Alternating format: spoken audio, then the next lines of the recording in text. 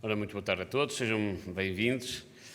É com enorme honra que abro esta tarde de trabalho, que é uma das duas tardes do programa paralelo à exposição que está aqui patente na Casa da Arquitetura, feita com o Centro de Estudos da Universidade de Coimbra, na pessoa do Jorge Figueira e do Bruno Gil, e que pretende fazer uma incursão sobre o que é a arquitetura portuguesa. Numa das entrevistas da abertura da exposição, o Jorge a falar sobre a arquitetura portuguesa, dizia que muitos falavam dela, poucos sabiam o que é, e o Jorge e a sua equipa iam tentar pesquisar e saber um pouco mais. E, portanto, é um pouco disto que se trata. Temos dois colóquios hoje sobre o colonialismo e sobre as mulheres na arquitetura portuguesa, e queria, desde já, dar a saudação à parceira Fundação Marcos da Silva, aqui na pessoa da senhora diretora, da Fátima Vieira, e também do Luís Urbano, que tem dinamizado e muito esta instituição, parceira da Casa da Arquitetura e do Centro de Estudos, e que muito saúdo e que é sempre um prazer receber-vos aqui nesta casa. A casa é sempre uma parceira ótima para os projetos que em comum temos que levar pela arquitetura portuguesa, principalmente quando falamos na arquitetura portuguesa no âmbito da internacionalização, que há um longo caminho para fazermos, que o Jorge tem esse desafio de conseguir, com toda a equipa, falar obviamente cá dentro, mas falar também lá para fora. E nessa perspectiva dizer que a Casa da Arquitetura diz presente, com certeza a Fundação Marcos da Silva também, e agradecer-vos a todos a vossa presença. Muito obrigado e bom trabalho a todos. Vai falar a Presidente do Conselho Diretivo da Fundação Marcos da Silva, professora Fátima Vieira. Muito boa tarde. E Nuno, queria começar por dizer que estou muito feliz por estar aqui, para finalmente falarmos em público daquilo que temos estado a discutir tantas vezes em privado, de que realmente a Fundação Marcos da Silva e a Casa da Arquitetura têm o mesmo objetivo e, portanto, têm de estar de mãos dadas. E é muito bom termos esta desculpa, termos esta ótima desculpa, este projeto magnífico que nós acolhemos desde o princípio com muito entusiasmo do Centro de Estudos Sociais de Coimbra. E é um projeto que me parece muito, muito importante, porque é um projeto que recorre a uma metodologia interrogativa. Mesmo até o título da sessão de hoje poderia ser apenas o colonialismo na arquitetura portuguesa, ou poderia ser as mulheres na arquitetura portuguesa, mas não é. Começam com esta metodologia de interrogar, começam com esta metodologia de questionar, que é muito importante porque suscita, porque fomenta o pensamento crítico e fomenta também o pensamento complexo. E realmente, se esta sessão, se este primeiro painel se chamasse colonialismo, não é? Ou discurso colonialista na arquitetura portuguesa, com certeza que se perderia também a oportunidade que esta primeira pergunta concede, que é questionar o que é isto do colonialismo e o que é que nós entendemos, de que forma é que ela se exprimiu, não é? E de que forma é que a arquitetura portuguesa nas antigas colónias acabou por transportar consigo o cânone ocidental e de que forma é que foi contaminada, se é que foi contaminada também por aquele gigante espaço também da África. A Fundação Marcos da Silva tem nos seus mais de 50 acervos muitas histórias para contar e quero muito contá-las juntamente com os muitos acervos também da Casa da Arquitetura. Em relação a este tema do colonialismo, temos o Zé Porto e todo o trabalho que fez em Moçambique, sobretudo os projetos para o Lourenço Marques e o anteprojeto que fez para a cidade da Beira e também o grande hotel da cidade da Beira, e ainda o próprio David Moreira da Silva, que, em colaboração com o de Groer, fez o plano de urbanização de Luanda. Mas também é importante as mulheres, e é importante nós falarmos na Fundação Marcos da Silva, porquê? Porque aí quase que há um silêncio, só temos uma mulher. Isto quer dizer alguma coisa e quer dizer que realmente nós temos de mudar. E a única mulher que temos por acaso, a primeira mulher portuguesa, é a Maria José Marques da Silva, 1943, a primeira mulher da Escola do Porto, a segunda arquiteta portuguesa, uma vez que a primeira em Lisboa é em 1942. Mas da Maria José Marques da Silva temos apenas projetos projetos assinados por ela apenas, temos apenas projetos académicos, todos os outros são assinados com o seu pai e são assinados com o seu marido. Seria muito interessante percebermos, por exemplo, a dinâmica que havia lá no próprio ateliê de arquitetura, perceber o que é que ela fazia realmente para esses projetos. E eu, em relação a este tema da What Women, eu queria dizer que tenho seguido com muito interesse tudo aquilo que a Patrícia Pedrosa tem vindo a fazer e, sobretudo, interessar-me pelo entendimento muito dinâmico do património. Esta ideia de que nós estudamos o passado para entendermos o passado, mas melhor ainda para prepararmos melhor o futuro. E realmente mais importante do que a invisibilidade da mulher na arquitetura é perceber como é que nós podemos trazer as mulheres também para os projetos, para elas, e agora cito a Patrícia Pedrosa nos muitos textos que tem dito, para que a arquitetura portuguesa possa dar resposta também às necessidades muito concretas e muito reais da mulher. Portanto, termino já aqui só para dizer que é para mim uma felicidade muito grande estarmos aqui, Nuno, e espero que esta seja a primeira de muitas histórias que nós juntos vamos contar. Muito obrigada. Damos início ao primeiro módulo do dia com o tema What Colonialism, que conta com as intervenções de Ana Vaz Milheiros, José Pedro Monteiro, Ana Fernandes, Jorge Figueira e Bruno Gil. Bom, muito boa tarde. Vou dizer algumas palavras introdutórias. A primeira, desde logo, para agradecer a vossa presença, mas queria naturalmente agradecer ao diretor executivo da Casa da Arquitetura, o arquiteto Nuno Sampaio, à presidente da Fundação Marcos da Silva, a professora Fátima Vieira, as palavras gentis e introdutórias a este colóquio. Queria dizer que a presença de ambos e as suas palavras é muito significativa para nós, para o nosso projeto de investigação, para o Centro de Estudos Sociais. E queria também dizer que é um privilégio que desde o primeiro momento, quando apresentamos o projeto à FCT, a Fundação Marcos da Silva e a Casa da Arquitetura concederam apoiar-nos e estarem presentes desde o primeiro momento. Estas duas instituições que aqui se encontram hoje são fundamentais para a arquitetura portuguesa, mas refletem o facto de, sem a arquitetura portuguesa, os seus atores, as suas várias gerações, os seus homens e as suas mulheres, nas várias regiões de Portugal, sem esta consistência, sem esta resiliência, sem este trabalho ao longo de décadas, provavelmente não teríamos duas instituições tão fortes, tão cosmopolitas, com tanto futuro como são a Casa da Arquitetura e a Fundação Marcos da Silva.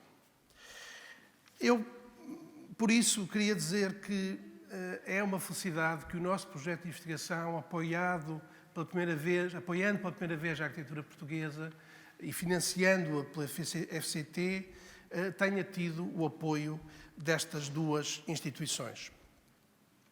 Como se poderá perceber, este ciclo de debates que hoje se inicia integra ou decorre do programa paralelo da exposição que está aqui patente na galeria, What, When, Why Not Portuguese Architecture, e também, como alguns poderão saber, este projeto e esta exposição teve um momento também inaugural, do ponto de vista da Casa da Arquitetura, com um colóquio que ocorreu reunindo todos os investigadores no dia 30 de outubro.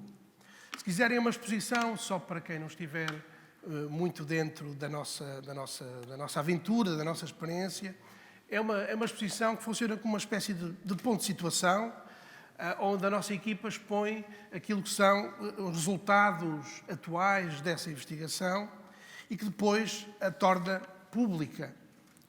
E este é um aspecto fundamental que eu queria aqui ressalvar, sem muita modéstia, ou repartindo a minha imodéstia por todos os investigadores que fazem parte do projeto, que é a ideia de trazer a ciência para o espaço público.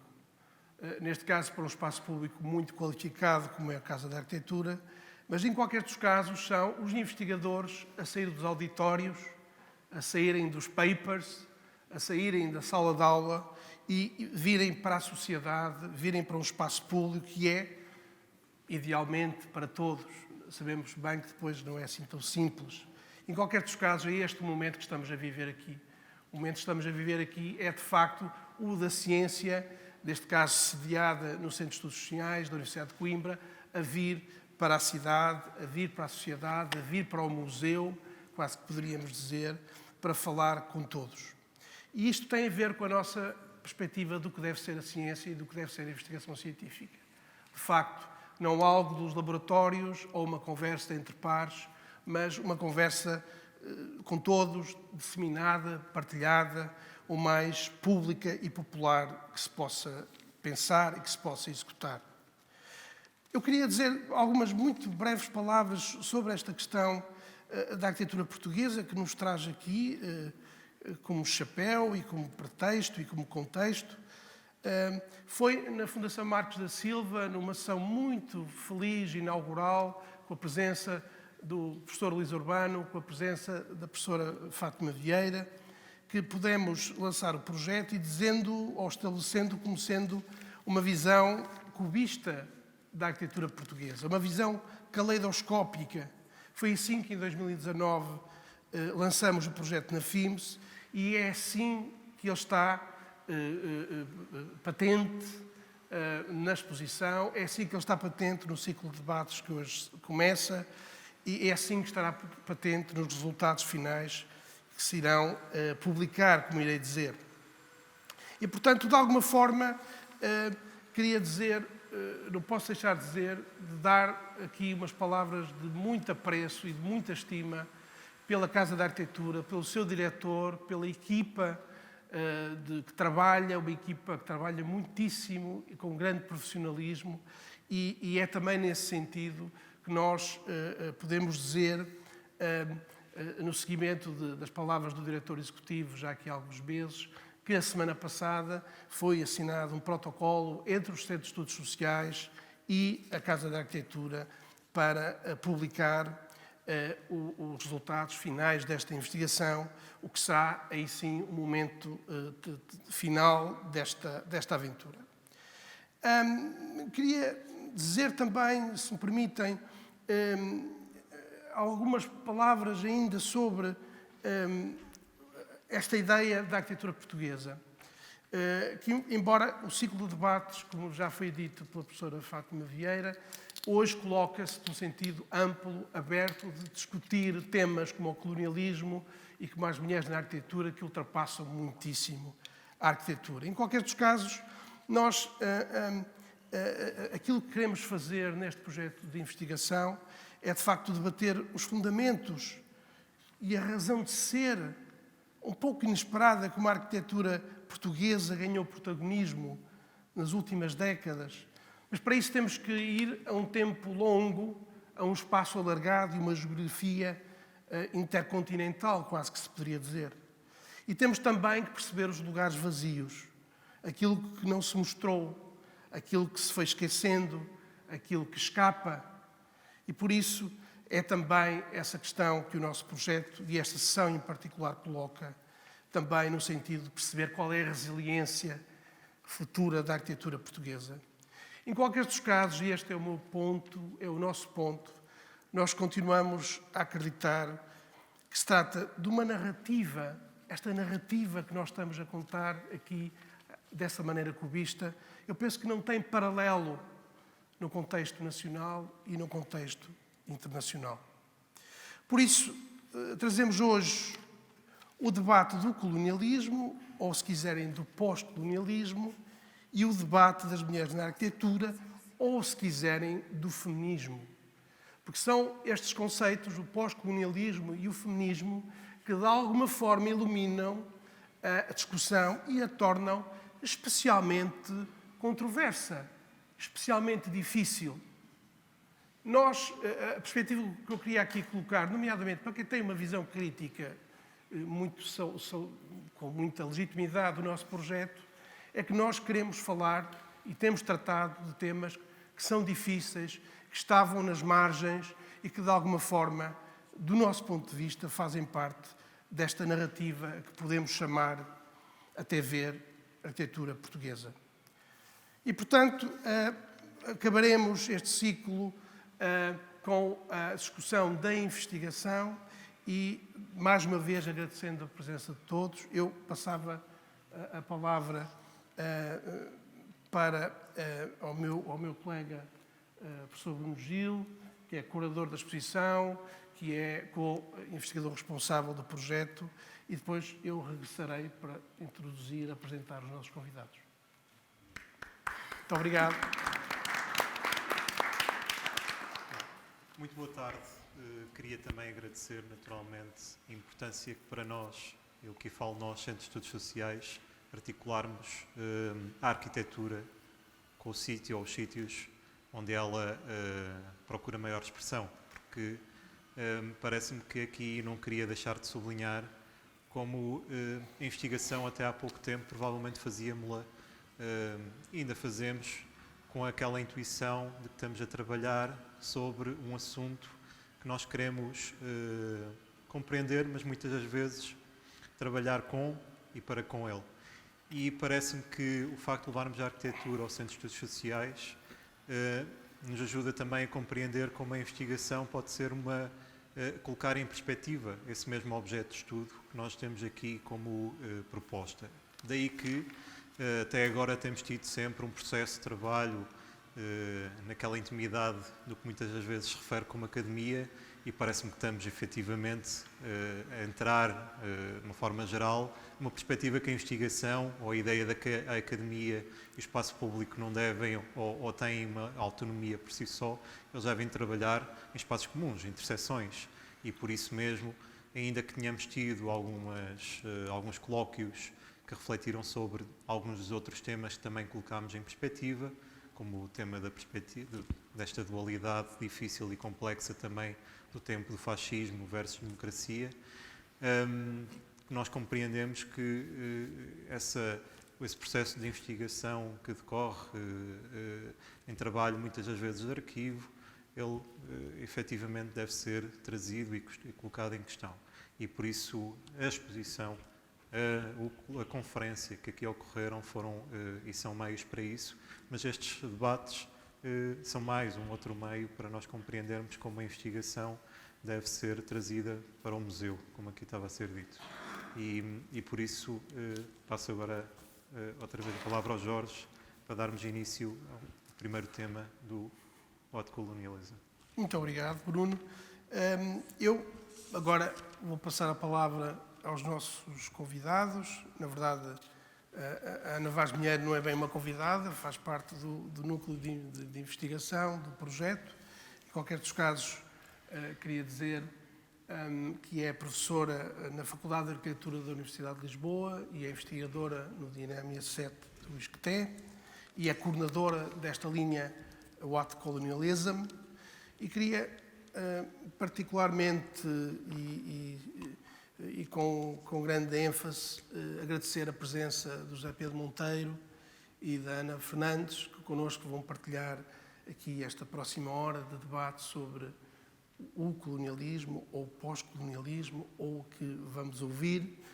Queria dizer que o José Pedro Monteiro é investigador auxiliar do Centro de Estudos de Comunicação e Sociedade da Universidade do Minho e tem desenvolvido uma investigação muito importante no contexto da história internacional e colonial, das quais se destaca um livro fundamental que se chama Portugal e a Questão do Trabalho Forçado, o Império em Escrutínio, 1944-62, um livro publicado em 2018. Muito obrigado, José Pedro, por estares aqui, Presidente. Por último, ouviremos a Ana Fernandes, que é investigadora de pós-doutoramento no Dinama 7 ISCTE e é professora auxiliar convidada na FAUP. A Ana tem uma tese de doutoramento sobre políticas de qualificação de áreas autoproduzidas com foco nos territórios lusófonos e tem feito uma investigação aplicada no sentido exatamente de estabelecer a relação entre a investigação e a melhoria das condições de vida e da cidadania dos povos. Muito obrigado aos três e, desde já, passava a palavra à professora Ana Vaz Milheiro. Okay. Obrigada Jorge, obrigada Bruno, Gil, pelo convite, por estarmos aqui hoje outra vez, retomarmos a conversa que se iniciou em outubro e de alguma forma também fecharmos um bocadinho, enfim, aquilo que foram as opções deste núcleo, desta secção, o Hot Colonialism.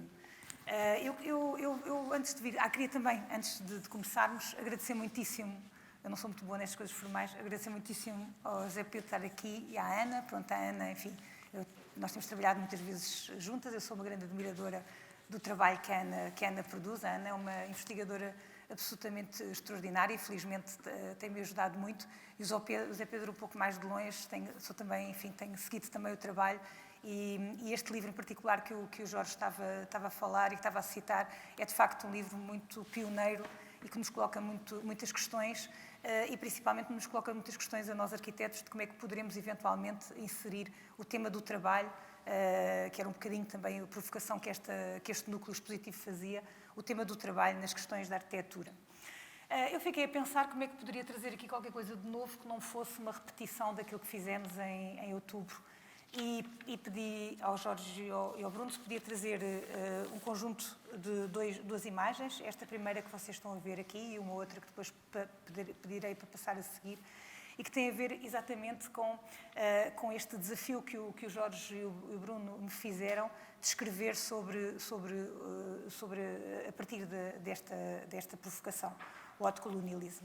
Eu fiquei a pensar um bocado, para não repetir aquilo que já tenho vindo a dizer, enfim, se poderíamos inquirir um pouco a historiografia que temos feito na área da arquitetura, a historiografia, enfim, e como é que temos integrado os comentários que os nossos colegas das outras áreas disciplinares nos têm colocado e as interpelações que nos têm feito.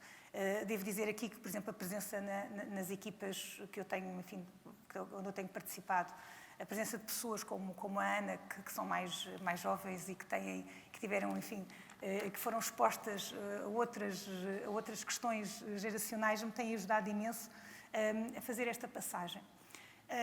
Eu vou já tentar explicar o que é que eu queria dizer, eu sei que pode parecer um bocadinho confuso, mas porque é um bocadinho talvez autobiográfico, esperemos que não demasiado. Estas imagens que estão aqui, que eu escolhi aqui, são mais ou menos da mesma época. A primeira, uma delas é do Luís Pessoa, é a Lourenço Marques, atual Maputo, às vésperas da independência. Era uma cidade moderna, como vocês veem, enfim, com pretensões a ser uma grande metrópole africana. E ao lado é uma imagem de 67 dos relatórios de obras públicas da Guiné, do território da Guiné, nos arredores de Bissau. E talvez não se consiga bem notar, mas nesta imagem vê-se vias, vêem-se infraestruturas. Na sessão passada eu defendi as infraestruturas e as vias de transporte como uma forma efetiva de ocupação, mais do que as cidades. Portanto, essa ocupação no interior do sertão africano feita através das vias de mobilidade. E aqui quis trazer esta imagem porque, além das vias que se percebem, enfim, da alteração do território que está a ser feita, até nas suas componentes mais ambientais, portanto, desvios de rios, controle, por exemplo, no caso da Guiné, é muito importante as estruturas hidráulicas, no sentido de explorar, enfim, para a agricultura e outras atividades económicas. Há uns pontinhos ao longo das vias que são reassentamentos militares, provavelmente, ou reassentamentos de novas aldeias.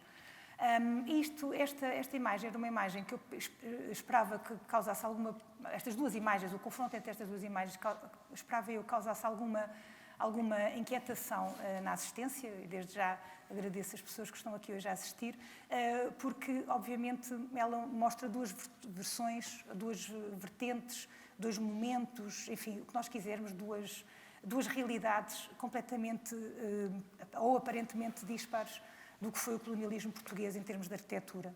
Por um lado, a construção destas grandes cidades modernas, muito mais modernas do que as cidades metropolitanas eram na época, com uma arquitetura, enfim, que estava a par com aquilo que eram as últimas novidades, se quisermos, ou os últimos debates, ou as últimas formas, ou as últimas tecnologias, ou os últimos programas, tudo, enfim, e completamente acertada com o que eram as diretrizes internacionais E aqui, em Lourenço Marques Antigo, era onde trabalhavam arquitetos como o Peixeguetes, por exemplo, que na altura publicava a par com aquilo que eram os arquitetos mais influentes internacionalmente.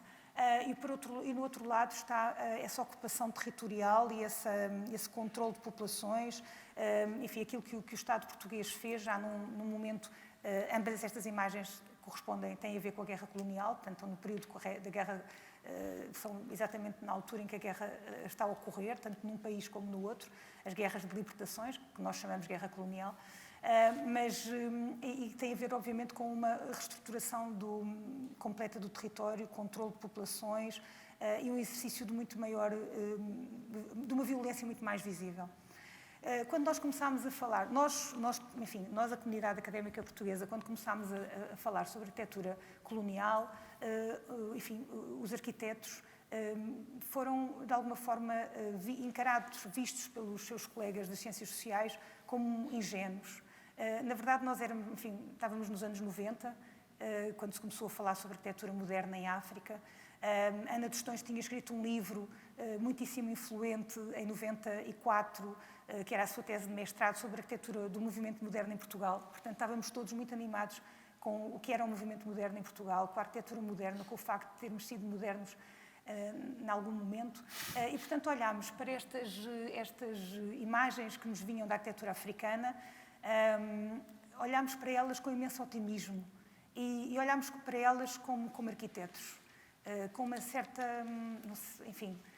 com uma certa abertura, pensando nestes homens e depois em algumas mulheres, muito poucas, neste momento só conhecemos 7 mulheres que tenham trabalhado em África, não sabemos se haverá mais, mas olhamos para estes homens e para estas mulheres, obviamente, como portadores de uma cultura que era capaz de fazer obras maravilhosas. E não entendemos, nesse primeiro momento, exatamente, enfim, apesar da literatura internacional nos apontar já e ter já imensas dúvidas em relação àquilo que era a modernização, em relação àquilo que eram os discursos de progresso que o movimento moderno de alguma forma escondia, ou trazia, ou colocava, olhámos para isto como,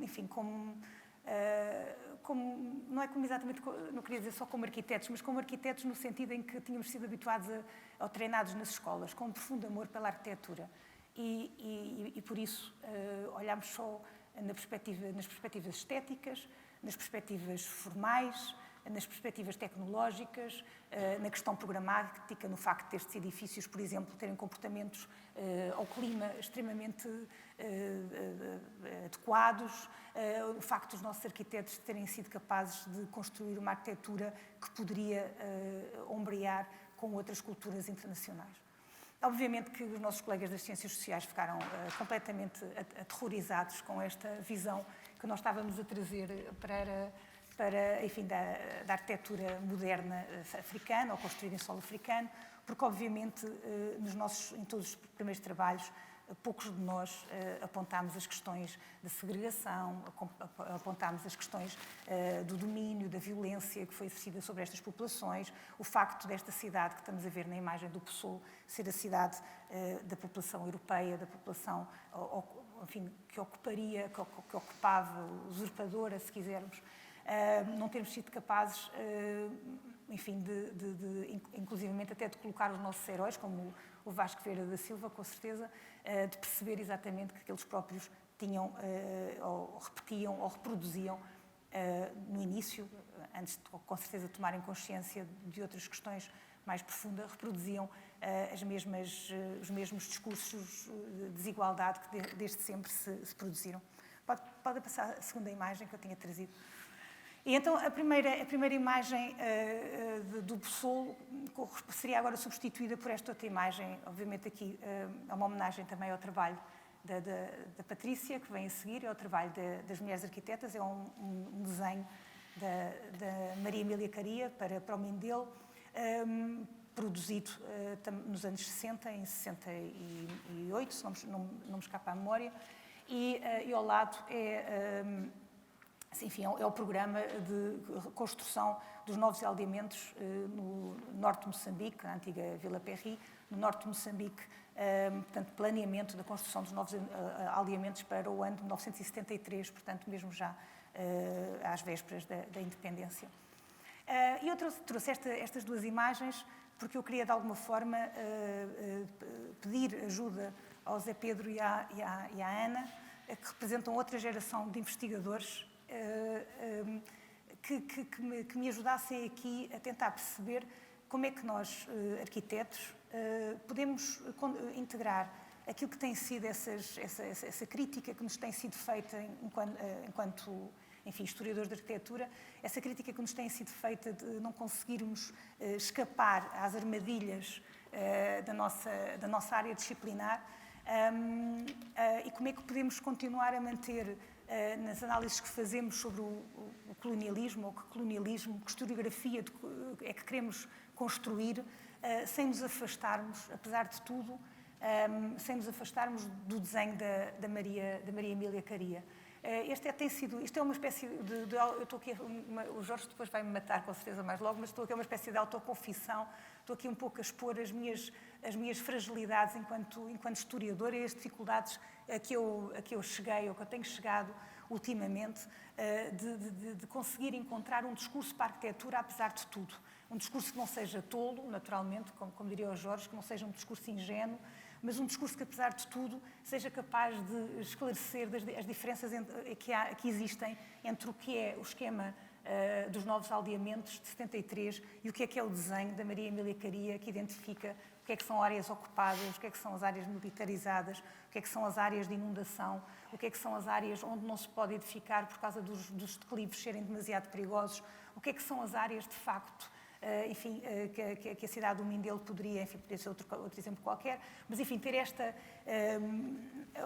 ou seja, como é que podemos realmente colocar a arquitetura neste processo colonial, sabendo, como muitas vezes, às vezes acontecia quando conversávamos com estes arquitetos, entretanto eles morreram quase todos, mas aqueles que ainda trabalharam em África, enfim, que eles próprios tinham uma grande perplexidade em relação às interpretações que eram feitas dos seus trabalhos, quer dizer, em relação àquilo que era o plano do arquiteto. Portanto, o arquiteto, enfim, apesar de tudo, ou pelo menos nós na escola éramos formados nesse sentido, como eu disse há pouco, numa certa perspectiva de um otimismo, uma certa perspectiva de construir e não de destruir. Mas, de facto, o projeto colonial foi um projeto que construiu destruindo, não é?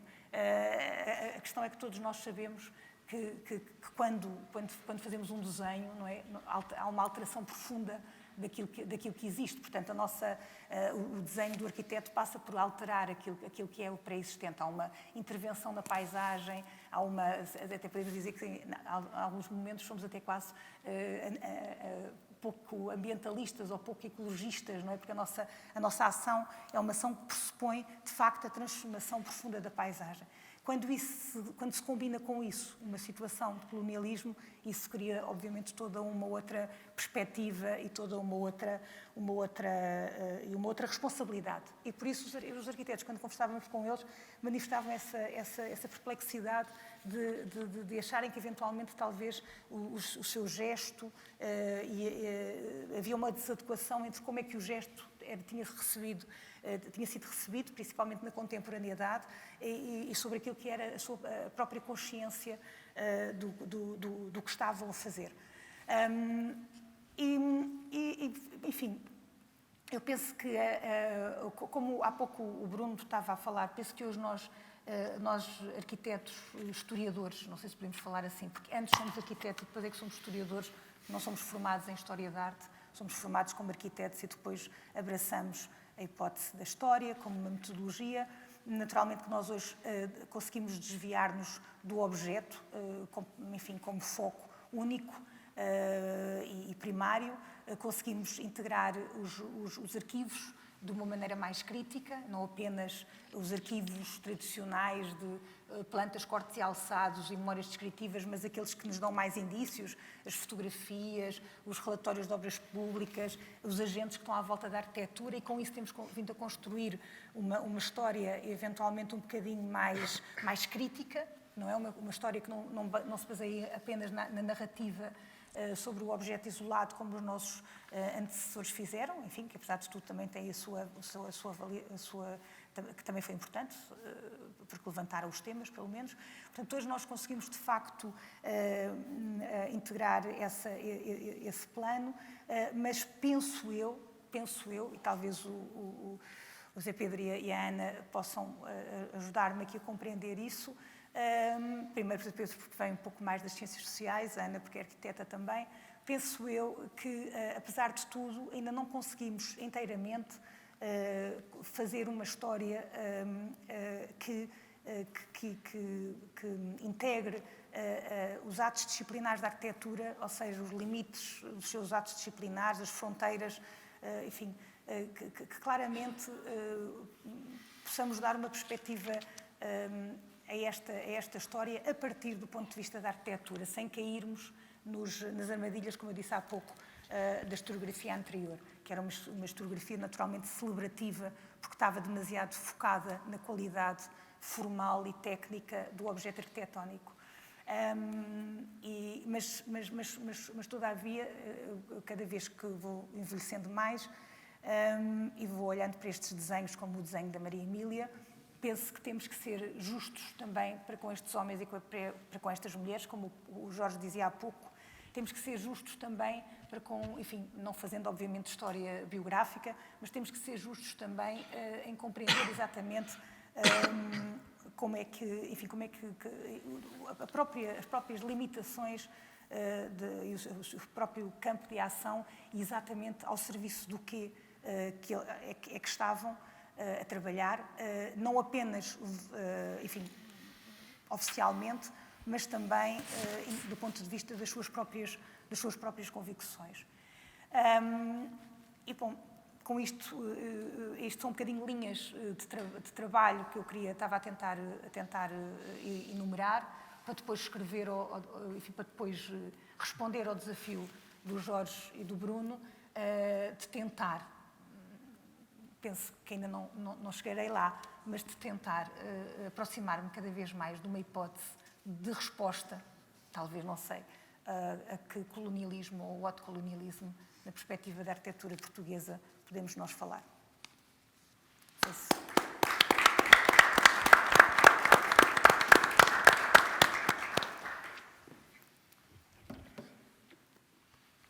Agora passava a palavra ao Zé Pedro Monteiro.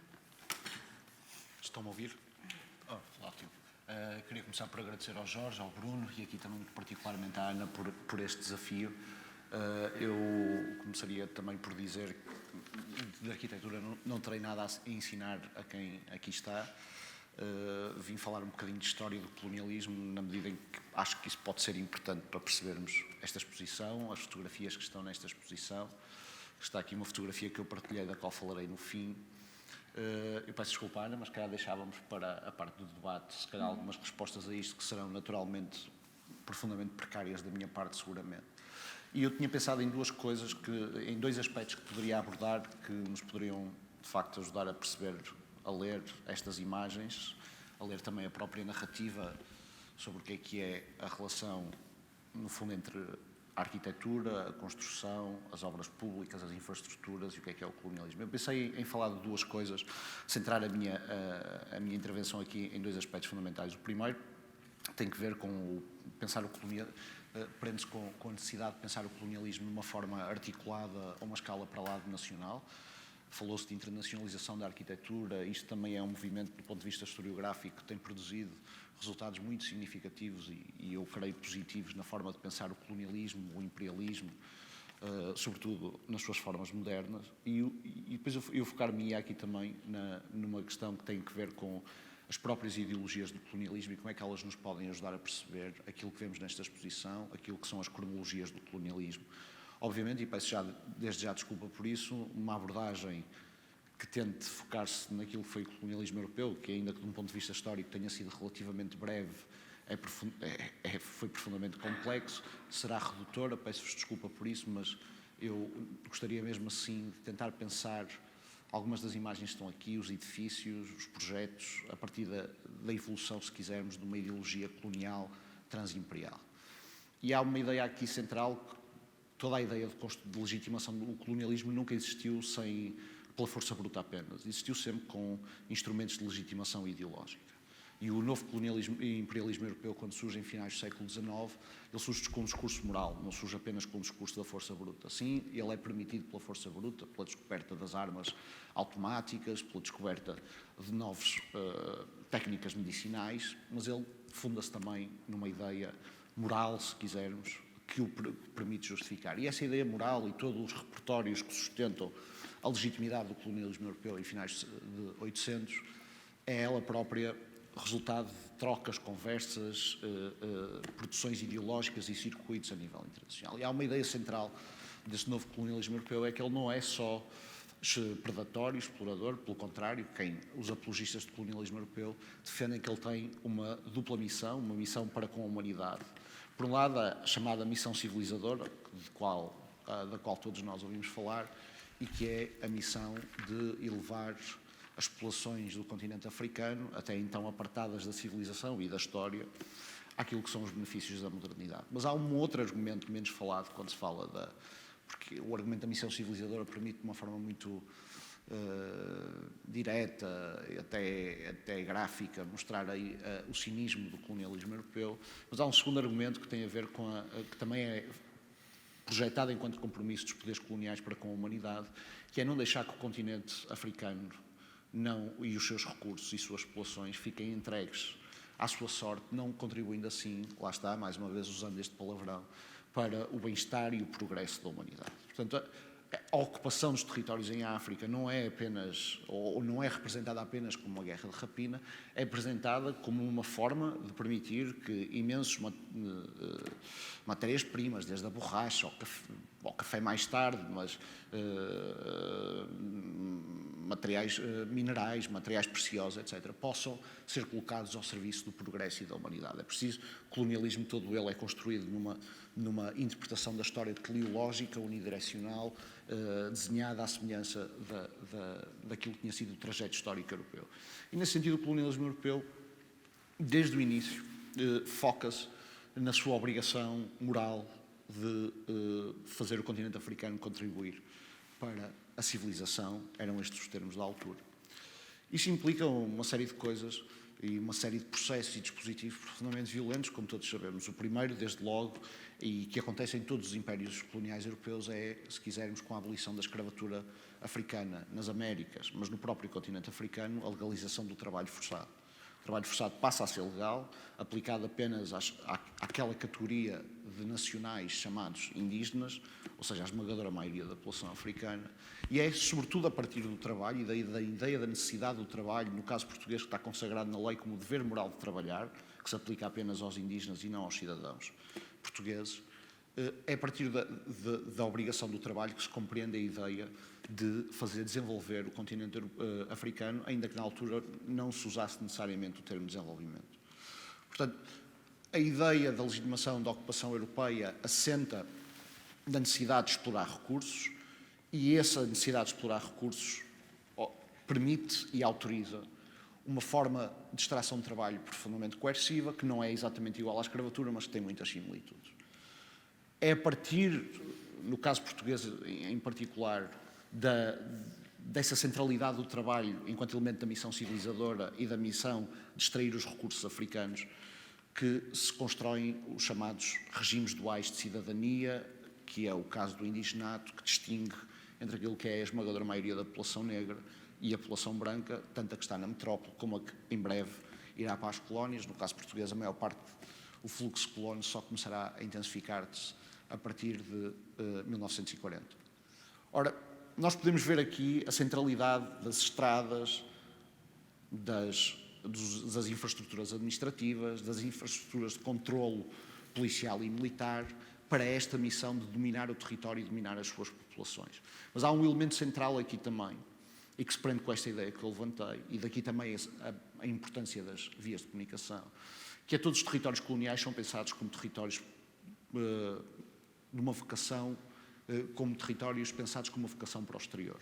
Ou seja, as estruturas de comunicação são pensadas como permitindo não só fazer circular as mercadorias para os portos do exterior, dos portos litorais, onde a presença europeia era sempre muito mais intensa do que no interior, no chamado sertão, como ao mesmo tempo também mobilizar tropas, polícias, cipaios que permitam, da mesma forma, impor a disciplina do trabalho. A ideia aqui do trabalho e da obrigação de trabalho funda-se numa concepção profundamente racista de que o africano não tem os estímulos modernos para trabalhar. Não percebe, nem sabe compreender aquilo que é o trabalho assalariado, não reage aos estímulos do mercado e, portanto, é necessária a coerção. Estamos a falar, se quisermos pôr desta maneira, em nome dos altos desígnios da humanidade, de criar uma profunda distinção na humanidade. Toda esta legitimação da missão colonial europeia, pelo menos até 1945, portanto, está profundamente imbricada com as dinâmicas de construção de infraestruturas, sejam elas de comunicação, mas também os próprios modelos das plantações, etc. Como eu já estou a demorar muito tempo, salto para o pós-1945. O colonialismo não foi estático, as suas ideologias não foram estáticas e, sobretudo, após 1945, o fim da Segunda Guerra Mundial, muitas dessas ideias foram profundamente questionadas, como sabem, seja a partir da experiência nazi na Europa, que leva a uma crítica do colonialismo fora da Europa, a ideia de que o nazismo é só uma expressão do colonialismo no próprio continente europeu, aplicado por brancos contra os próprios brancos, mas de diferentes raças. Há uma transformação profunda, seja na ordem global, na ordem geopolítica, mas há também nas próprias colónias africanas, não tanto nas asiáticas, porque essas entram mais cedo no processo de descolonização, mas no continente africano, imediatamente a seguir a 1945, às vezes até antes, os conflitos sociais, os conflitos políticos começam a multiplicar-se. As ideias centrais do discurso legitimador europeu começam a ficar caducas, contestadas, e isso em vários impérios, como é o caso do Império Francês e Britânico, permite às próprias populações africanas obrigarem o colonialismo, os poderes coloniais a justificar-se perante a sua própria retórica.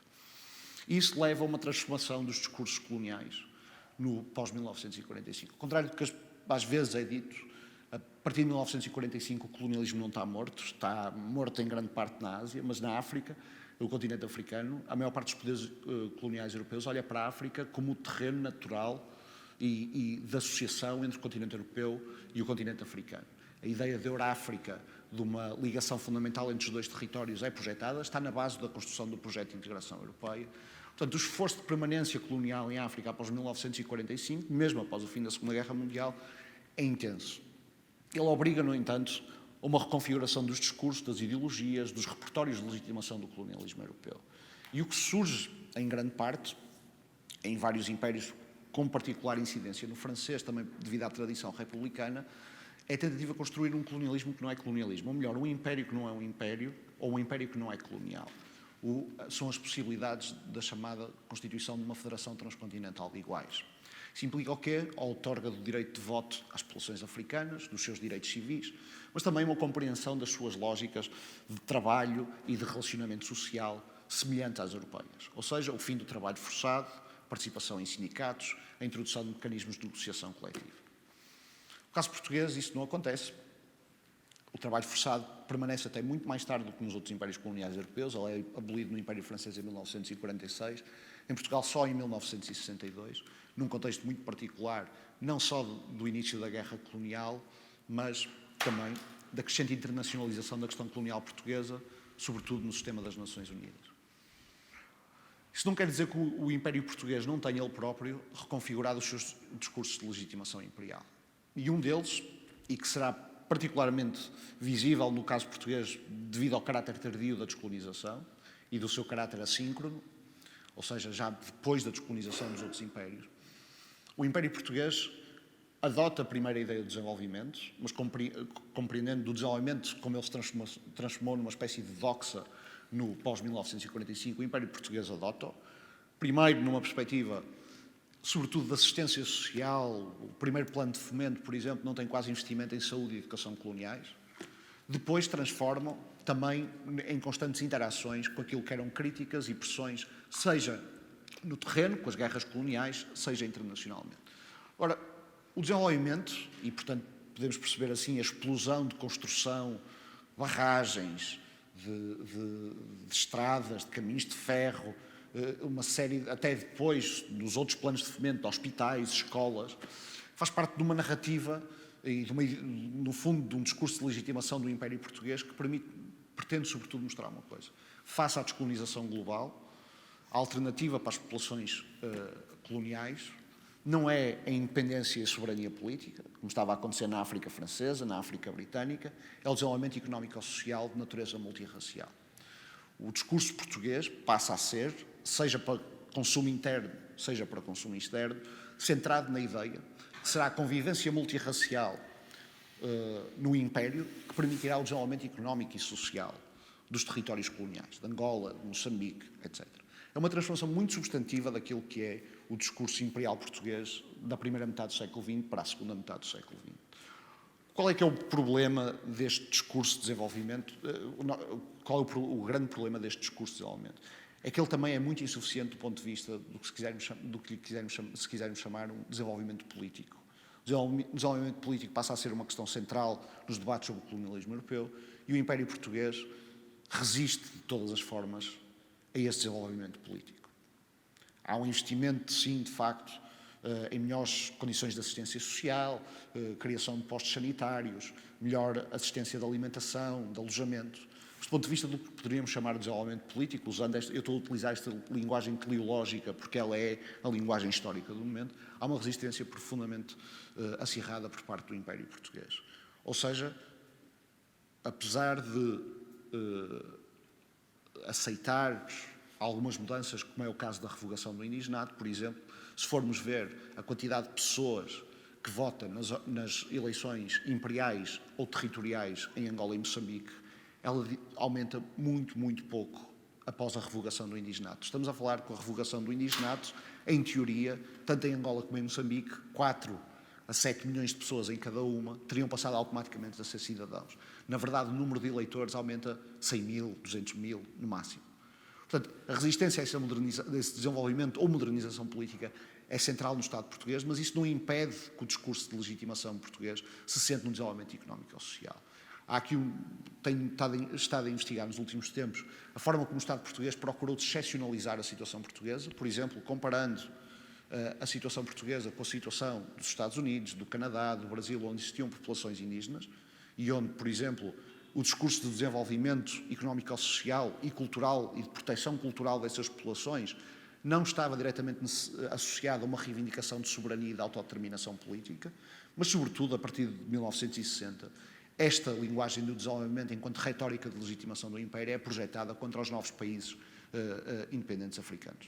Ou seja, o Império Português mostra-se como um império capaz de trazer esses benefícios sociais, materiais, económicos e até, se quisermos, políticos, porque defende uma ideia de multirracialismo.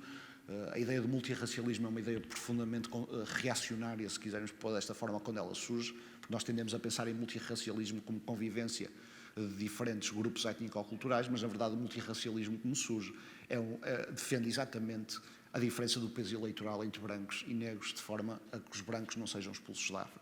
Isto para dizer o quê? O discurso de desenvolvimento é adotado pelos portugueses e, portanto, estas imagens que vemos de barragens, de caminhos de ferro, de cidades profundamente geométricas, organizadas, faz parte de um discurso que pretende legitimar o Império Português, mostrando não só a sua excepcionalidade, mas a sua vantagem comparativa por comparação com outras formações políticas, também elas multiculturais, mas que entraram no caminho de fazer equacionar o bem-estar social, material, etc., com a autodeterminação política. Claro que há um problema neste discurso do desenvolvimento, onde o desenvolvimento político é profundamente mitigado, que é, nunca desaparece da retórica portuguesa nesta ideia de convivência multirracial e de trazer o progresso, que há um grupo étnico-racial que é o grupo dirigente deste processo de evolução histórica. E esse grupo, e isso é que nunca é contrariado, é obviamente o grupo dos europeus.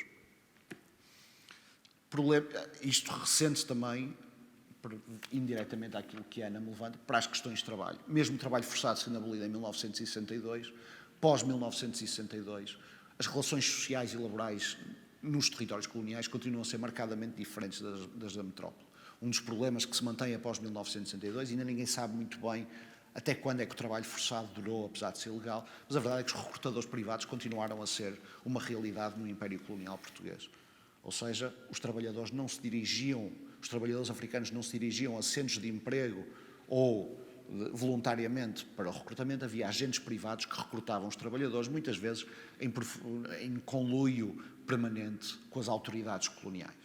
Esta imagem que vos mostro aqui, recolhia no Arquivo das Nações Unidas em Nova Iorque, contrasta um bocado com as imagens que ainda hoje, eu sou filho de retornados e portanto vejo essas imagens que nos mostram escolas perfeitamente harmoniosas, hospitais muito bem construídos. Esta imagem contrasta bastante com as imagens que eu vejo, por exemplo, nos grupos de retornados onde a minha mãe, os meus tios participam dessa ideia de ordem e harmonia racial, porque mostra mulheres a trabalharem, isso com uma clara sugestão de que são forçadas, e foi enviada por um grupo, pela UPA, pela União das Populações de Angola, para a ONU. Onde é que eu quero chegar com esta imagem? Esta imagem pretende contrariar a ideia de desenvolvimento que era tão central à retórica de legitimação imperial portuguesa pós-1945. E, portanto, o discurso sobre o desenvolvimento, a realidade do desenvolvimento e os sucessos do desenvolvimento, que são tão visíveis nas fotografias sobre construções de edifícios, de cidades, foi uma batalha permanente, disputada em Nova Iorque, em Lisboa também, em Luanda e muito significativamente também no interior de Angola e Moçambique. Eu peço-vos imensa desculpa, mas já me atrasei aqui um bocadinho.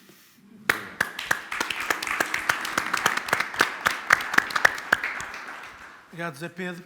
Eu passava a palavra à Ana Fernandes. Muito obrigada. Não sei se estão a ouvir-me. Sim. Boa tarde a todos e a todas.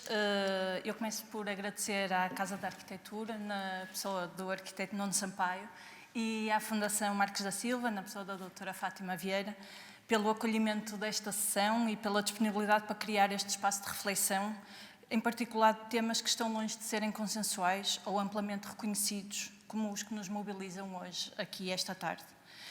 Agradeço também ao arquiteto Jorge Figueira e ao arquiteto Bruno Gil pela organização e pelo convite para integrar esta discussão.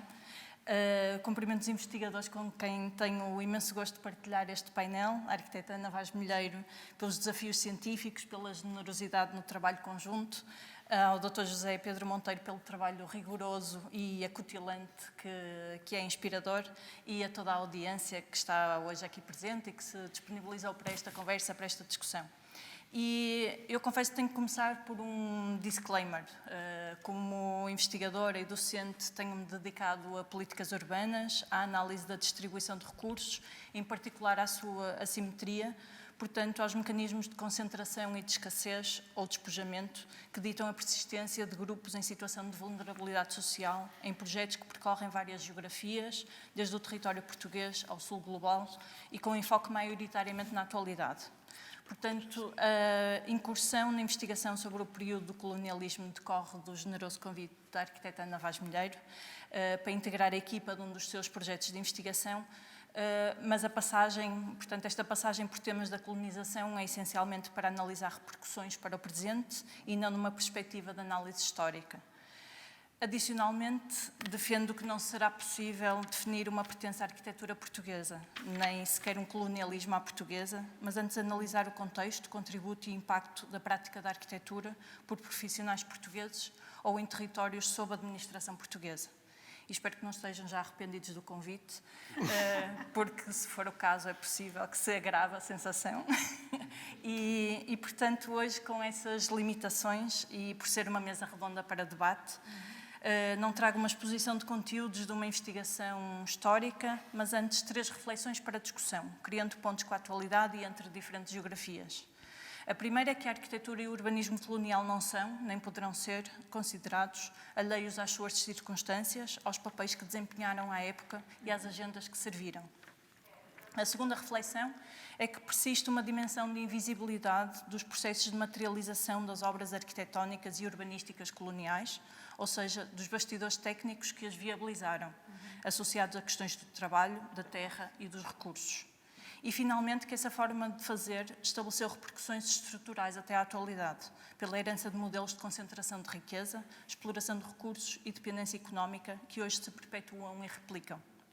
Portanto, começando pelo primeiro tema, da arquitetura e do urbanismo colonial, As últimas décadas de colonização são marcadas pelas pressões internacionais para a autonomização dos territórios ocupados e pela consequente tentativa de demonstração pela administração colonial de uma legitimidade de manutenção das suas colónias, apresentadas como províncias ultramarinas, através de um forte investimento na sua modernização, conforme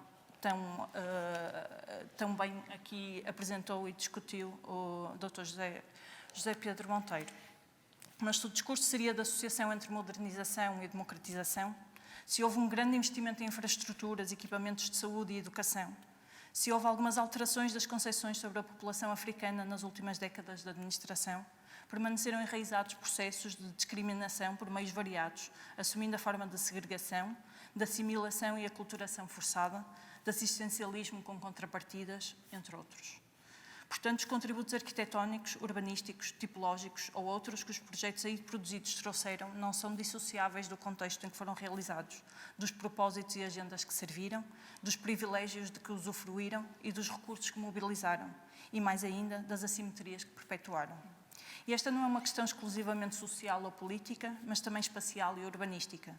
A primeira imagem que vem é um excerto cartográfico da área urbana de Maputo, à época Lourenço Marques, que mostra a cidade colonial planeada de cimento na parte inferior, em contraste com a africana, dita espontânea, de caniço. É das poucas representações da presença da população africana, já que é mais habitual na cartografia arquivística ou a que temos acesso através dos arquivos, seria um total vazio ou ocasionalmente uma mancha de contornos indefinidos num retrato do desconhecimento, não reconhecimento ou apagamento destas áreas. E estes contrastes permanecem. Se justapusermos a esta carta a representação atual desta área urbana, percebemos que estas são atualmente as zonas dos bairros autoproduzidos, onde vive o maior número e onde ainda hoje se luta por infraestruturas básicas, acessos circuláveis, habitação condigna, perpetuando contrastes enraizados. Tal é visível em Maputo, como em Luanda, Bissau, Praia e São Tomé, assim como nas cidades mais pequenas de todos estes territórios africanos lusófonos. Estas disparidades não surgem apenas à macroescala, nas formas de ocupação do território e de produção das áreas urbanas, mas também nas arquiteturas que, de forma mais ou menos subtil, serviram apenas uma elite privilegiada da população, até às que assumidamente promoveram a segregação, fosse pelo seu programa, fosse mesmo pelo seu desenho. Nas últimas décadas de colonização assistiu-se ainda à persistência destes indícios em tantos casos. Se a expansão dos caminhos de ferro prometia a democratização e a circulação alargada das populações, ela era ditada ou continuava a ser ditada pela exploração das bacias de recursos e algumas das suas estações continuavam, ainda nos anos 60, a ser criadas com salas de espera de indígenas e de europeus em separado. Se houve um extenso plano de construção de equipamentos escolares e de saúde, corresponderam à legitimação da ocupação colonial. Foram concentrados nos centros urbanos, intensificando as assimetrias. Se a qualificação do espaço público se tornava prioridade e a intenção de melhoria da qualidade de vida, as intervenções, mais uma vez, não só se concentravam apenas nas zonas urbanas centrais, como frequentemente eram também pontuadas por equipamentos também eles segregados, por exemplo, sanitários, fontes com segregação dos utilizadores. Se hoje os mecanismos de exclusão poderão ser menos ostensivos, eles não desapareceram nem se atenuaram, antes se traduzem no perpetuar das disparidades, no caráter residual dos esforços para as minimizar e na criação de renovadas bolsas de exclusividade e ostentação que segregam pela capacidade económica ou pela falta dela. E se não se pode julgar o passado com lentes e modelos societais da atualidade, também não se poderão deixar de analisar comportamentos de dominação ou invisibilização no passado, só porque em determinado período estavam naturalizados. Este foi o primeiro ponto. Ainda faltam dois. O segundo está relacionado com os bastidores das obras. Portanto, uma outra dimensão em discussão é do processo que viabiliza o projeto e que constitui um aspecto, mais uma vez, tantas vezes invisível ou invisibilizado da obra. Aqui não serão de menosprezar, nem de sumenos importância, os mecanismos que terão sido desencadeados para a materialização das intervenções e que, no caso das obras públicas, se traduziu frequentemente em processos de expropriação forçosa de terras, de contratação intensiva de mão de obra e sem condições laborais, ou de dilapidação extensa de recursos naturais. Também aqui o papel das mulheres foi apagado, das profissionais, mas também das técnicas dos bastidores, como das administrativas, das trabalhadoras nas obras, do suporte na alimentação de trabalhadores e trabalhadoras nos campos. Todo este contributo tem sido não só esquecido, mas de facto invisibilizado.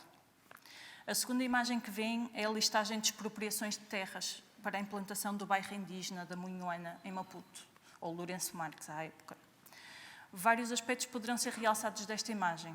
A classificação racial dos proprietários dos terrenos, à direita, com as designações de mestiços, indianos, africanos e europeus, as áreas dos terrenos, os diferentes preços por metro quadrado, quem está interessado em vender e quem não vende e será expropriado, e claro, que a maior venda de terrenos, a que se concentra no final da lista, seja de uma só família, o que nos registros do processo administrativo constitui um fator inclusivamente apresentado como vantagem e argumento determinante para a implantação do novo bairro nessa localização, que é também aquela mancha que vem à esquerda,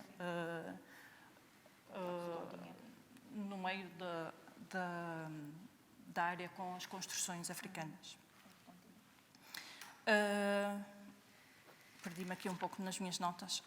O facto do proprietário maioritário ser de origem europeia não só ilustra o privilégio da concentração da terra em determinados grupos, mas também o processo de implantação deste novo bairro, os critérios de escolha da sua localização e os meios para o implantar. Compra-se a terra a europeus, expropriam-se africanos, indianos e mestiços e vende-se o sonho da habitação ocidental a assimilados. Este exemplo ilustra como a análise de uma obra não poderá ser dissociada das decisões que a viabilizaram, da mesma forma que as pirâmides do Egito não são separáveis dos escravos que as construíram, ou que os polémicos estádios do Qatar não são alheios à escravatura moderna e imigrante que os produziu recentemente. Não se faz projeto sem processo e uma ética do projeto também tem que ser vista em conjunto com uma ética do processo. E se esta consciência é especialmente necessária para posicionar e refletir sobre os projetos coloniais, também o será para qualquer obra da atualidade. Finalmente, o terceiro ponto, e agora é mais curto, está relacionado com colonialismo e neocolonialismo. Por último, importará realçar a questão das repercussões do legado colonial e a forma como um modelo de dominação, de concentração de riqueza e reprodução de disparidades sociais e de expoliação de recursos se instaurou de forma estrutural com o colonialismo e não só se perpetua até aos dias de hoje, como cria vastas oportunidades para um neocolonialismo.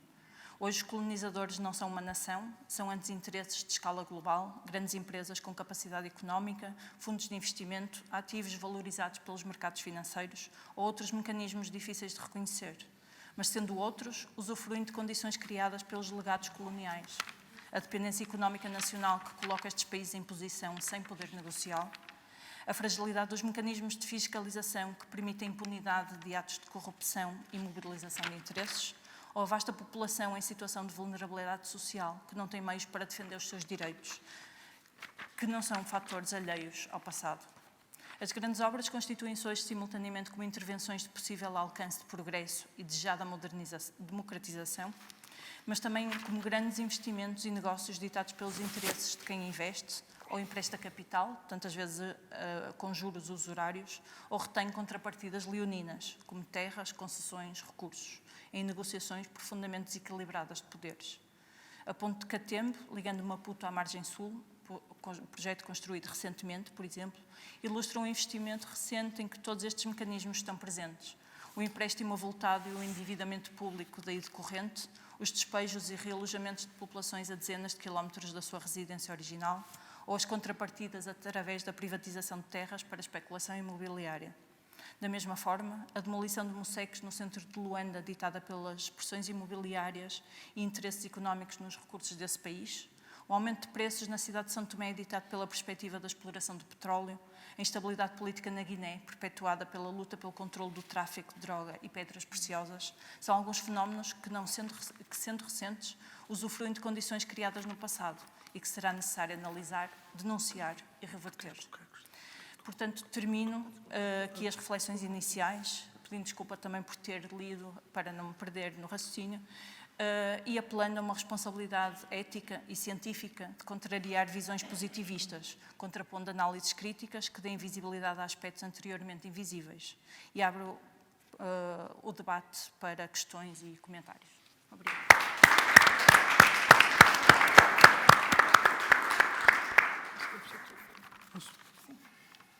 Bom, se me estão a ouvir, Eu queria agradecer as 3 belíssimas, excelentes intervenções.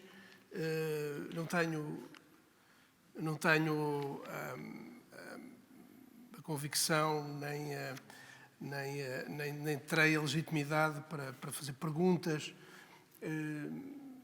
e para colocar questões que de alguma forma resolvam o problema que temos aqui em mãos, que é um bocadinho maior que nós e que esta sala, etc. Mas que eu agradeço imenso a coragem, a desenvoltura da Ana, do Zé Pedro e da Ana Milheiro para colocarem de forma tão desassombrada e tão frontal e tão sensível.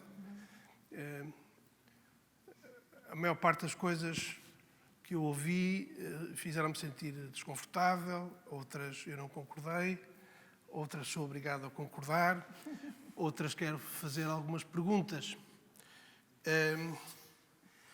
Eu acho que, a certa altura, o que talvez a Ana e o Zé Pedro não sintam na pele é aquilo que se pode chamar o paradoxo do arquiteto colonial. Como é que o arquiteto colonial, ou o arquiteto colonizador, um técnico ou um artista, dependendo do ponto de vista, se comporta algures em Lourenço Marques ou em Luanda, quando tem que construir, quando tem que projetar, quando tem que lidar com a realidade que é a sua função, que é de ser um técnico artista no seio de um período e num contexto colonizador.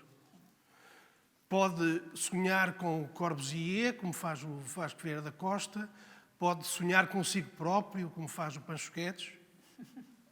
Tem que se enredar numa poesia, tem que se enredar num contexto que é um contexto, às vezes, de uma enorme contundência pessoal. O que se percebe no Pancho Guedes é uma enorme vibração pessoal e um desconforto com o processo português, com o processo colonial, com o processo que está a viver. Eu compreendo o registro da denúncia, da crítica, da explicação daquilo que nos aconteceu ou que lhes aconteceu, mas eu não sei como é que se resolve o problema do paradoxo do arquiteto colonial ou do médico colonial.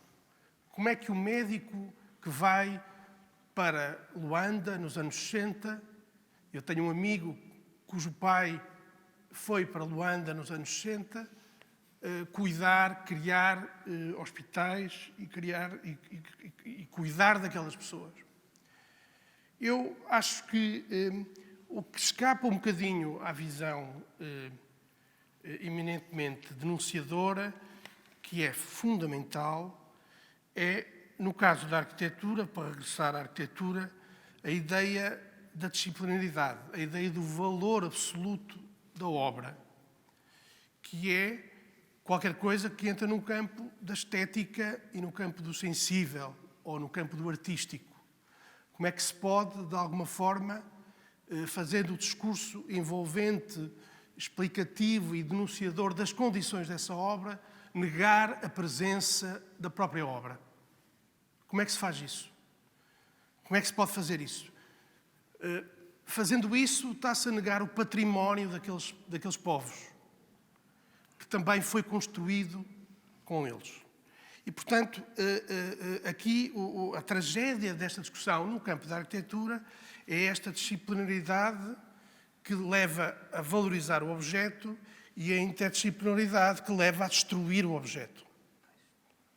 E esse é um paradoxo de que eu não sei como é que vamos sair. Tendo sido ultrapassada a fase ingênua, como disse a Ana Milheiro, da celebração dos feitos do movimento moderno no contexto africano, ou dos países que eram africanos, ou que eram portugueses, desculpem, e que é um momento importante do ponto de vista cultural, de repente, a historiografia portuguesa perceber que havia, de alguma forma, um processo mais alargado de construção da arquitetura, que até tinha sido moderna. Como é que se resolve o paradoxo da arquitetura moderna, do movimento moderno, ser em princípio, também tem vindo a ser posto em causa isso, de acordo, mas sendo em princípio uma arquitetura do progresso. A arquitetura do movimento moderno é a arquitetura que faz a emancipação do país brasileiro. O país do Brasil é feito a partir da arquitetura moderna, que é uma arquitetura do progresso e do futuro. Como é que se reverte essa ideologia e esse princípio para o ponto que a arquitetura moderna é, depois, na verdade, uma arquitetura da opressão e da violência. Eu queria só, obviamente não devo prolongar-me, queria passar a palavra aos meus colegas do painel, dizer em relação à Ana Fernandes, que muito estimo o seu desassombro. Eu gosto de citar o Timothy Garton Ash, que é um pensador, um jornalista que escreve no Guardian, etc., que a certa altura disse: é preciso reclamar as identidades nacionais para elas não caírem nas mãos dos nacionalistas. E esse é um perigo que eu acho que esse perigo se corre. E, portanto, talvez, no que diz respeito à arquitetura portuguesa, que eu considero que é uma narrativa, que é uma construção, que não é uma realidade construída em pedra, há, de facto, uma arquitetura portuguesa. Basta olhar para o Banco de Angola, antes Banco de Portugal, do Vasco Galeira, na Baía de Luanda. E estamos a olhar para uma espécie de Lisboa agigantada, construída ali naquela Copacabana inventada. Mas depois, atenção, a arquitetura portuguesa é um resgate dos arquitetos portugueses do inquérito e que querem lutar contra o regime e que querem fazer da arquitetura portuguesa um instrumento que é anticolonial e antiportuguesista. E eu acho que nós devemos ser justos com quem reclamou a arquitetura portuguesa como algo que pertencia não a uma espécie de fabulação plástica e demoníaca, digamos, na sua plasticidade, de um Portugal que não existia, mas quem foi para as terras do interior, descobrir aquilo que era a arquitetura popular, descobrir que era uma arquitetura, de facto, esquecida. E depois também é importante não esquecer e ser justo em relação aos arquitetos e arquitetas que lutaram depois, nas gerações seguintes, em mostrar que Portugal tinha uma diferença em relação à Europa, em que Portugal continua a ter uma diferença em relação a uma globalização que é tendencialmente homogénea e tendencialmente sufocante desse ponto de vista. Por fim, queria dizer, e desculpem-me um bocadinho a ênfase, mas é porque está um bocadinho frio e, portanto, para aquecer a conversa, eu acho que o discurso que eu muito aprecio e que foi aqui feito com grande clareza e com grande rigor, em que toda a realidade colonial, ou imperial, ou como quiserem chamar, é feita segundo um discurso de morte e de opressão e de violência, parece-me que risca a possibilidade das pessoas que estavam lá terem tido uma vida, terem tido uma voz, subalterna talvez, nem sempre subalterna, e que essas pessoas que estavam lá têm também o direito a não serem rasuradas por uma denúncia que coloca uma ênfase terrível, provavelmente verdadeira, na opressão, na violência que lá ocorreu. Gostava que, eventualmente, tentei dizer o máximo possível, no mínimo tempo possível. Eu, se calhar, posso começar por ter também ter tido uma interpelação direita e também por ter ficado com a sensação de que necessito de um esclarecimento exatamente sobre o que defendi. Ou seja, eu não defendi nenhuma destruição, nem um cancelamento das obras arquitetónicas realizadas em contexto da colonização, mas também não defenderei a sua mitificação. Portanto, aquilo que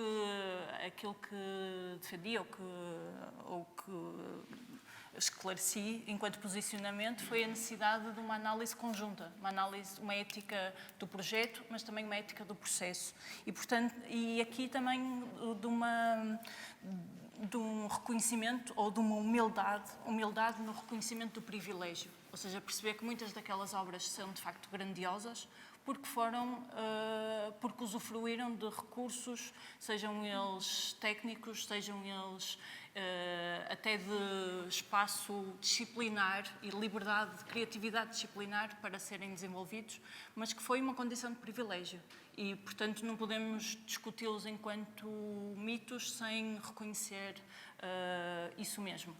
Isso não lhes retira valor, apenas os posiciona no seu contexto, nos recursos que mobilizaram e nas circunstâncias em que foram realizados. Se fizermos uma transposição para a atualidade, muitas vezes ficamos seduzidos por projetos realizados com recursos abundantes e com toda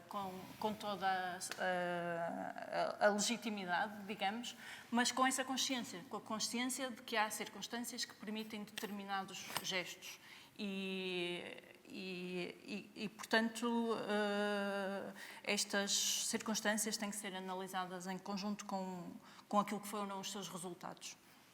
Em segundo, gostava também de falar sobre a questão da identidade. Aí, de facto, há uma discordância, não posso, um desacordo, não posso colocá-lo de outra forma, porque não consigo defender uma identidade única.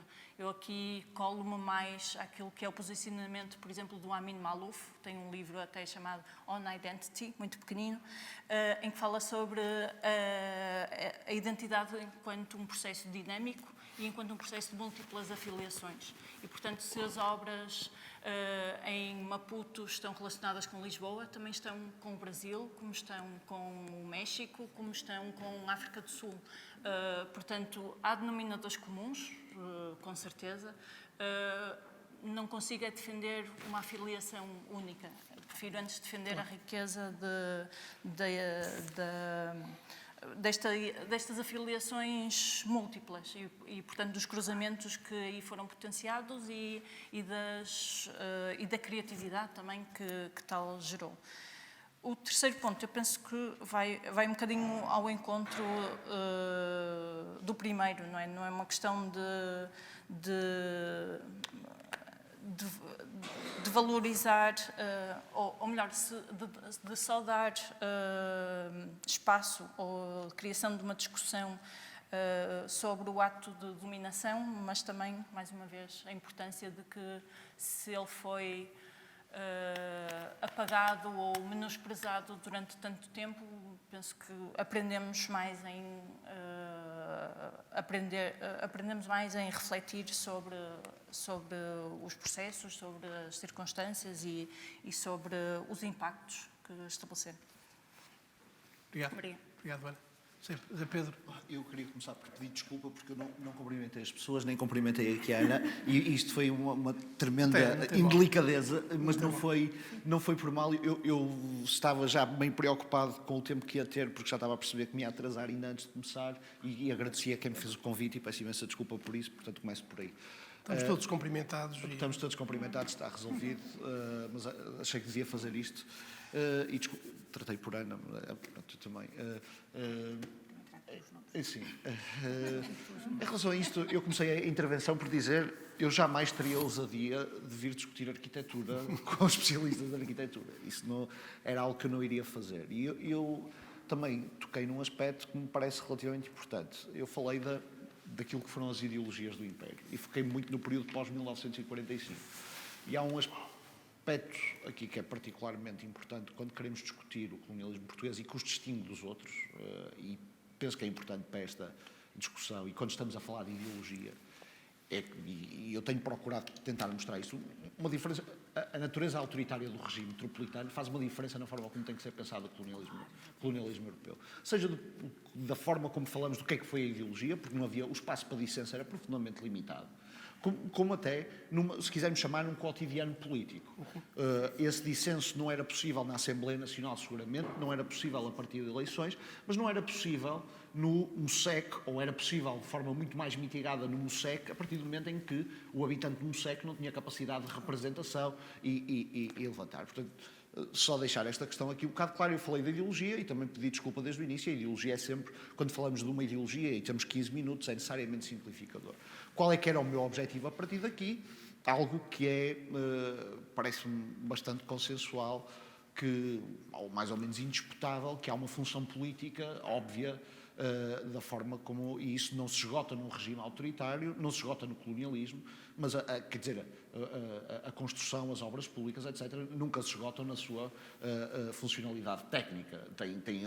São, obviamente, têm dimensões políticas e sociais. E também, muito longe de mim dizer, e isto vale para arquitetos, vale para médicos, vale eventualmente para polícias, que as condições históricas em que cada um atuou não foram profundamente constrangidas por circunstâncias locais. Não deve ter sido fácil ser polícia em Luanda e estar obrigado a exercer repressão. Mas isso, creio que incorre num problema de raciocínio aqui, que é, quando pensamos nisto, não estamos necessariamente a fazer um julgamento de culpas ou não culpas. Estamos a tentar perceber historicamente como é que as coisas funcionaram. E para elas funcionarem, nós temos que... Obviamente, numa intervenção de 15 minutos é preciso salientar alguns pontos, deixar outros de fora. Portanto, eu reforçaria a ideia de que há uma enorme complexidade, mas isto é um debate que eu tenho muito do ponto de vista do debate historiográfico e até, se quisermos, do debate público da história, que é o aspecto que poderemos continuar a discutir. Por um lado, não olhar para o passado com os olhos do presente, esse é um tópico recorrente. O segundo é o de que estamos presos numa dicotomia entre condenar ou celebrar o império. E eu acho que qualquer pessoa medianamente sensata diz que o objetivo não é condenar nem julgar. Ora, nós não temos condições de sequer perceber desigualdades e iniquidades no presente se não as conseguirmos ler a partir do passado. Ou seja, ser relativamente honesto em relação ao colonialismo português não é dizer ele não era nem discriminatório nem igualitário. Isso não é ser equidistante face ao colonialismo português, porque é inescapável que o colonialismo português, como quase todos os colonialismos, tinham elementos fundamentais, situados historicamente, contingentes, produzidos também historicamente, de discriminação. E se nós retirarmos esse elemento, não estamos a ser equidistantes, estamos a escapar aquilo que são dinâmicas centrais de um determinado projeto. E eu isso acho que é o risco que não podemos correr. Estejamos a falar de arquitetura, estejamos a falar de medicina colonial, estejamos a falar de política colonial. E eu não me alongaria muito em relação a isto, só uma questão também em relação ao Timothy Garton Ash, quando foi o movimento Rhodes Must Fall, ninguém me perguntou, mas a minha predileção é que se preservem os monumentos, que se os contextualizem, mas depois há uma costela iconoclasta minha que também sabe que ao longo dos anos milhares de monumentos foram ao ar, milhares de edifícios que seriam belíssimos foram ao ar e que todos os dias fazemos escolhas sobre isso. E o Timothy Garton Ash, puxando eu aqui, fugindo da arquitetura e para o terreno político, sublinhava um aspecto, não que eu concordo necessariamente, mas que é o discurso da novidade sobre a forma como a história colonial é pensada, que é, de repente, estamos a eliminar o nosso passado, não estamos a falar do nosso passado, estamos a ser manicaístas na forma de pensar o nosso passado, nunca se colocou no fim do mundo socialista. O Timothy Garton Ash dizia isso com piada num artigo quando veio o Rhodes Must Fall, que é, quer dizer, a quantidade de entulho com estátuas de Lenin, Stalin, etc., nunca levantaram um sobressalto sobre as nossas condições existenciais enquanto sociedades ocidentais. E, de repente, nós estamos a falar dos debates que estão a acontecer sobre... Volto a insistir para não haver dúvidas aqui, eu não gosto da ideia de mandar fora uma estátua, não gosto da ideia de destruir um monumento, não gosto, mas é preciso também termos, sabermos situar historicamente onde é que está este debate. E onde é que estão estas reivindicações e estes processos. E estes processos e estas reivindicações não são novos. Eles sempre aconteceram ao longo da história e aconteceram há não muito pouco tempo. Portanto, aí também recusar o presentismo que olha para o debate sobre a questão colonial como um debate que nunca houve sobre o que é que queremos ou não queremos preservar na nossa memória pública, no nosso espaço público, ou sobre o que é uma visão ou não maniqueísta. E ficaria por aqui. Obrigado. Ana, queres...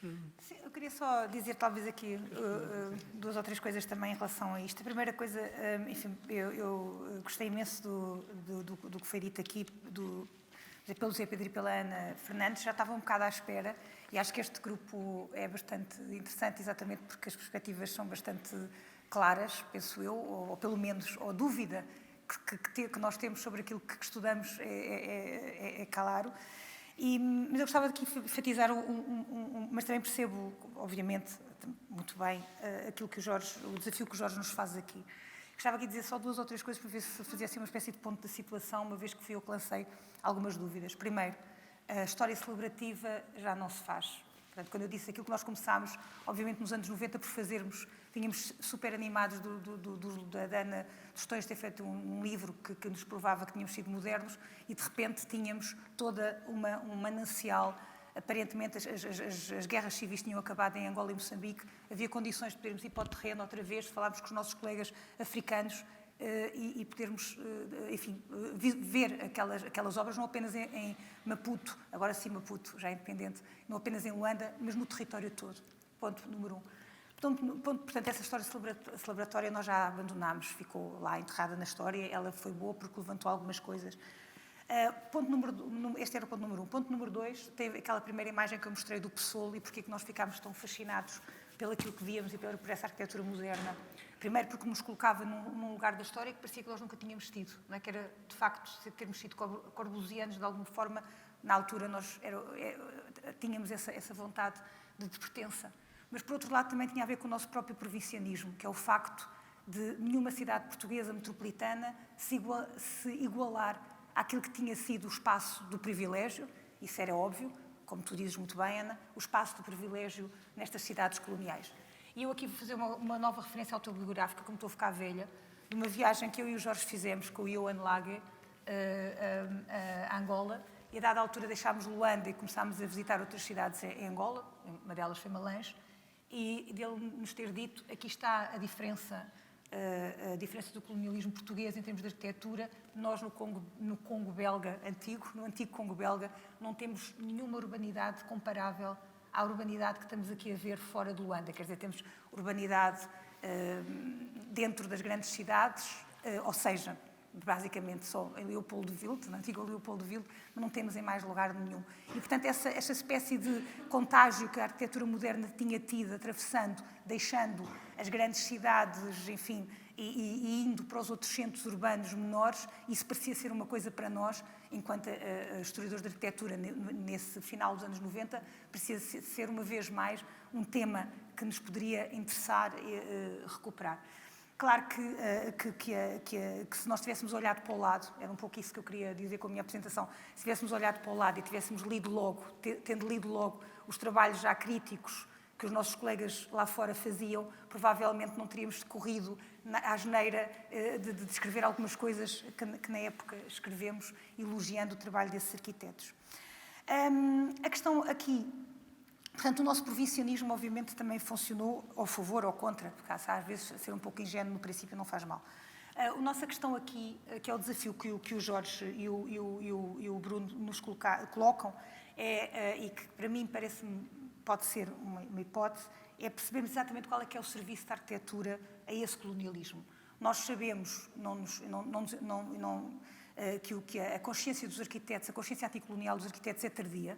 Como na sociedade portuguesa ela é tardia, ela tem a ver, como já foi dito por todo lado, quando a guerra de facto arranca e as pessoas começam a pensar, espera aí, qualquer coisa aqui de bastante mais complicado. Portanto, afinal, as pessoas não estão todas super contentes e almejam outra coisa, que não é aquilo que está a acontecer agora.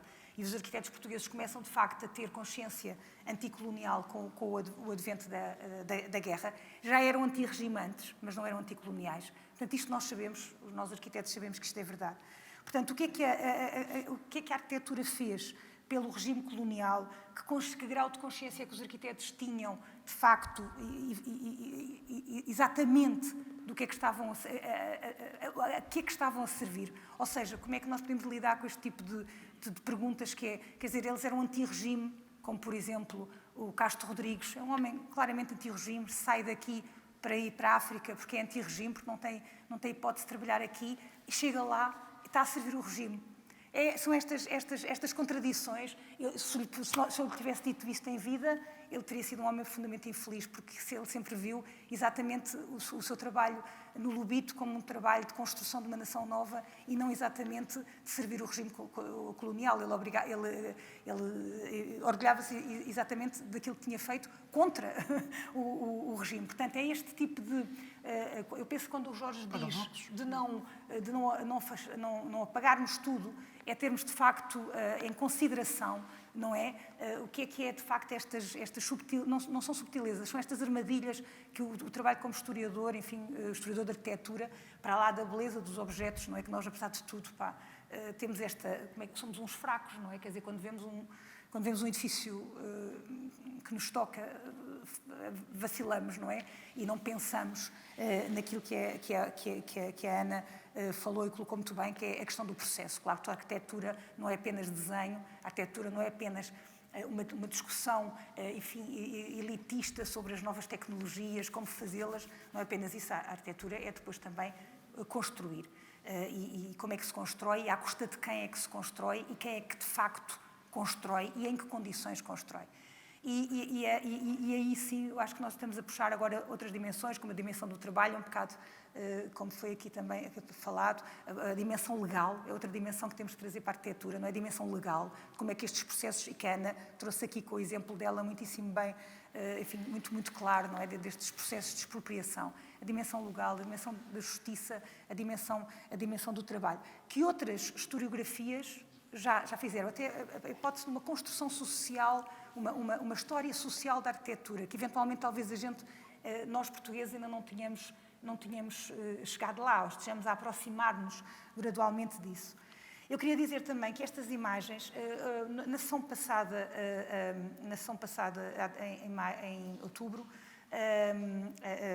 a Patrícia, estamos sempre a falar da Patrícia, a Patrícia mostrou aqui umas imagens de mulheres portuguesas em Portugal a trabalhar nas obras, que são iguais às mulheres que trabalham nas obras em Cabo Verde, por exemplo.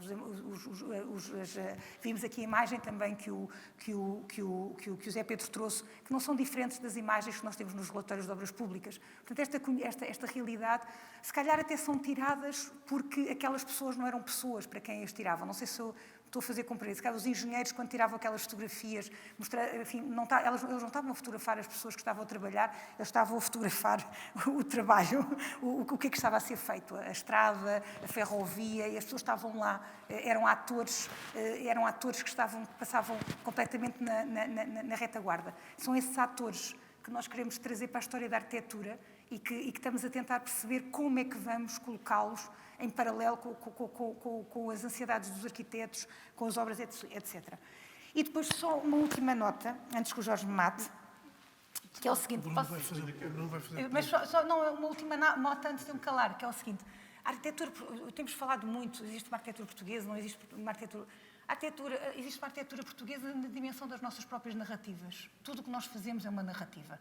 Existir arquitetura portuguesa é uma narrativa, não existir arquitetura portuguesa é outra narrativa. Portanto, é esta consciência de que estamos constantemente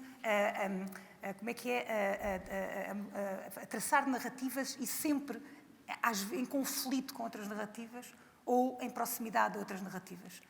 Pronto, a questão aqui é encontrarmos as chaves de leitura justas para a narrativa que estamos a tentar enunciar e, no meu caso particular, esta questão colonial. Como encontrar uma aproximação que seja minimamente justa às imagens destes homens e mulheres que trabalhavam nas obras públicas, mas também ao Peixe Guedes, ou ao Francisco Castro Rodrigues, ou até aos meus arquitetos dos gabinetes de urbanização colonial, que durante muito tempo foram vistos como uma espécie de colonialistas na pior acessão da palavra. Eu queria também referir e agradecer muito todas as chaves de leitura que puderam trazer para este tema, e é isto que nós queremos, é de facto colocar o tema em perspectiva. E por isso mesmo me interessa muito perceber, em última análise, o modo como nós investigamos, as escalas do que são esses processos, como estava a ser referido pela Ana. Que processos são esses? Nós, quando falamos sobre algo nós perguntamos sempre para quem, por que meios foram feitos, mas se nós virmos à escala, pensando na ideia da ideologia, de uma superestrutura ou então de uma microestrutura, nós começamos a verificar como é possível ter também grandes narrativas versus pequenas narrativas e como é que elas podem ou não, em última análise, querer autonomias ou quererem participar. É importantíssimo, parece-me, numa altura que nós falamos sobre estas experiências que aqui estão em jogo, nós olharmos para estes edifícios, ou estes projetos, ou estas cidades, ou estas ações, efetivamente, nesta lógica processual, a várias escalas, naturalmente, como é que elas são ou não participativas, como é que elas são ou não interventivas, e por que meios, porque de facto estas pessoas não são passivas, elas são verdadeiramente seres ativos e são participantes. E por isso eu vejo e gostaria de ver mais escalpelizada esta questão de como é que as coisas acontecem, a vários níveis. Para que também não caiamos numa espécie de abstração da análise, não é? E por isso, todos os instrumentos que nós temos em mãos são importantes para questionar mitificações. São importantes também para questionar o modo como as coisas são construídas, em última análise, como a história é construída. Daí que a historiografia consciente e crítica, eu acho que a investigação hoje em dia tem todos os meios, não é? Diz-se tanto que não há crítica, parece-me que temos os meios para a fazer. Mas sempre pensando, e eu acho que sim, muito importante, trazendo uma lógica interdisciplinar e cruzada para também sairmos do conforto disciplinar. Porque isso é outro ponto que eu queria aqui dizer, que é, no meio desta superestrutura, há também uma superestrutura muito construída do que é a disciplina da arquitetura. Eu não digo arquitetura portuguesa, eu digo arquitetura. Daí que haja um conjunto de atores, há um conjunto de atores a várias escalas, com vários níveis de intervenção também, nestas mesmas superestruturas, digo políticas, digo sociais, digo de poder, efetivamente, e tudo está em conjunto, naturalmente. E por isso nós gostamos e queremos ver a arquitetura a partir de uma construção crítica, eu não digo desconstrução, não me interessa cancelar por cancelar, não é? Interessa-me compreender. E essa ideia de compreender a partir de dualidades, eu acho que já ultrapassámos também, já ultrapassámos a história da celebração, também já ultrapassámos a história da dualidade e da comparação tout court, não é? Ainda não tanto, aí é que eu quero chegar. Eu acho que estamos no caminho ainda de encontrar as pequenas narrativas, de encontrar elementos críticos destas grandes narrativas, porque nós dizemos que elas foram ultrapassadas, muitas das vezes, mas não foram. Elas estão cá e, por isso, eu gostaria também de lançar esse tema do processo, efetivamente, e do modo como investigamos, nós próprios, na nossa contemporaneidade, e como é que nós participamos na esfera crítica do espaço de discussão pública sobre a arquitetura portuguesa, porque é verdade que ela existe a vários tempos e por vários personagens e tem um caráter, mas tem também vários monstros ou tem várias aculturações e daí deixa de o ser, ou não deixa de o ser, não sei, pronto. É para mim uma interminação, é algo que eu quero também compreender, porque vestir-se só apenas portuguesa, efetivamente a grande Lisboa, provavelmente é algo simples nós adjetivarmos. Efetivamente tem uma espécie de rótulo, de uma narrativa, lá está, participa dessa narrativa que a Ana estava a dizer, que se constrói e participa-se, não é? E por isso é importante compreender esta ideia da arquitetura que se representa, o que é que representa, quem que representa, de uma forma expressa ou então de uma forma implícita. E esse implícito é que acho que faz todo o sentido refletir sobre ele, de forma aberta. Obrigado, Bruno. Eu não sei se não é exatamente uma pergunta, não é um comentário à sessão. Eu, apesar de tudo, nós já estamos um bocadinho em cima da hora. Desculpem, obviamente é um tema complexo e a síntese dos colegas do painel foi extraordinária. De qualquer forma, eu queria naturalmente perguntar à assistência, à audiência, à plateia, se quer colocar alguma questão aos nossos convidados, que seguramente terão gosto em responder. Sendo que não temos muito tempo, eu pedia para as perguntas serem breves e as respostas também. Obrigado. Posso? Boa tarde.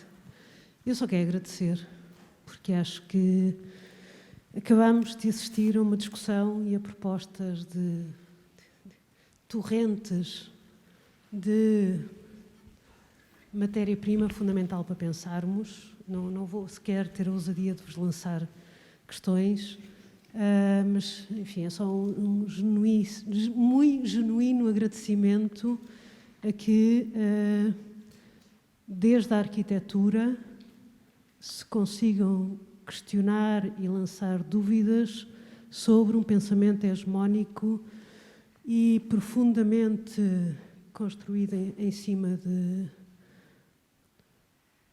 de autoimagens e condições de heroicidade que se têm que rearrumar, se têm que questionar, enfim, para bem. E eu gostei muito do que a Ana dizia, não é? Como é que se consegue compreender as estruturas de opressão do presente sem se prestar uma tremenda atenção crítica às estruturas de opressão e de privilégio que construímos enquanto cultura que somos. Obrigadíssima. Obrigado, Patrícia.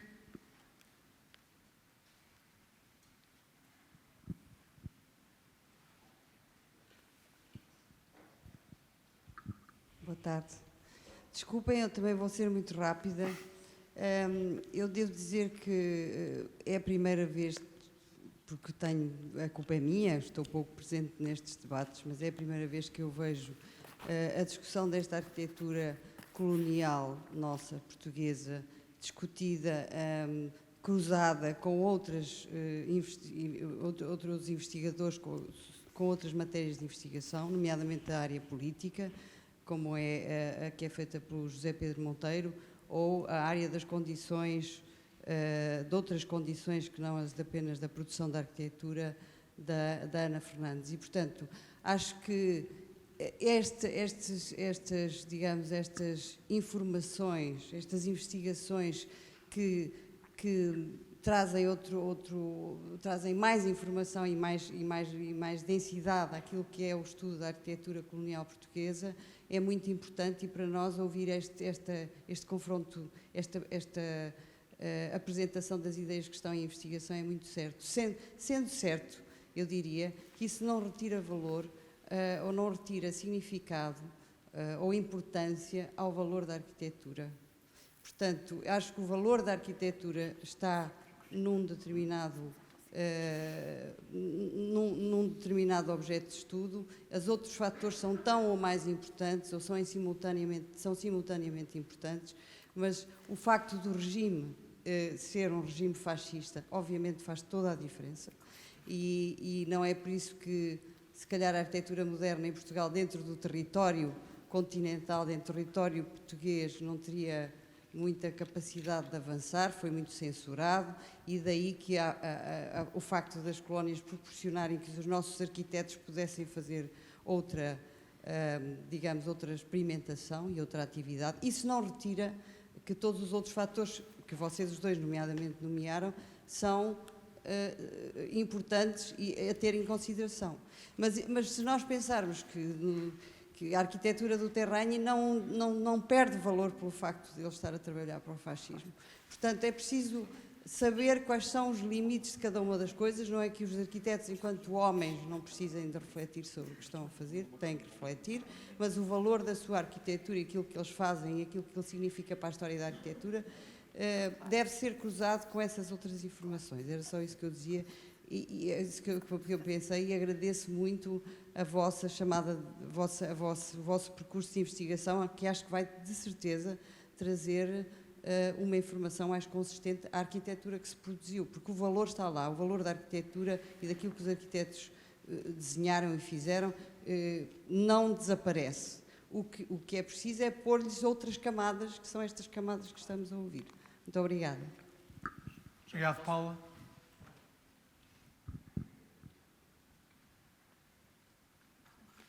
Uma última questão, então.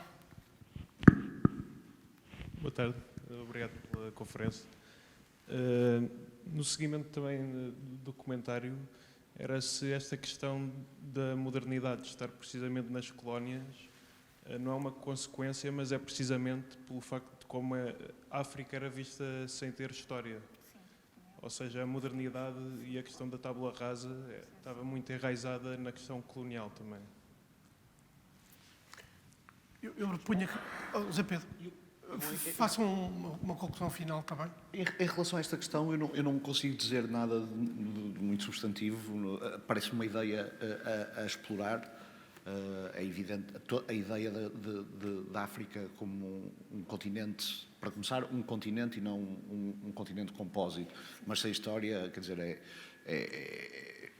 tem uma longa genealogia, em alguns casos mantém-se, mas profundamente contestada hoje, mas mesmo na produção, se quisermos chamar de uma história política e de uma história social, está lá. Eu queria só dizer duas coisas mesmo muito rápido. É preciso não confundir aqui uma coisa, eu vou dar com um exemplo que não o da arquitetura, porque vou-vos chatear e não falar de arquitetura outra vez.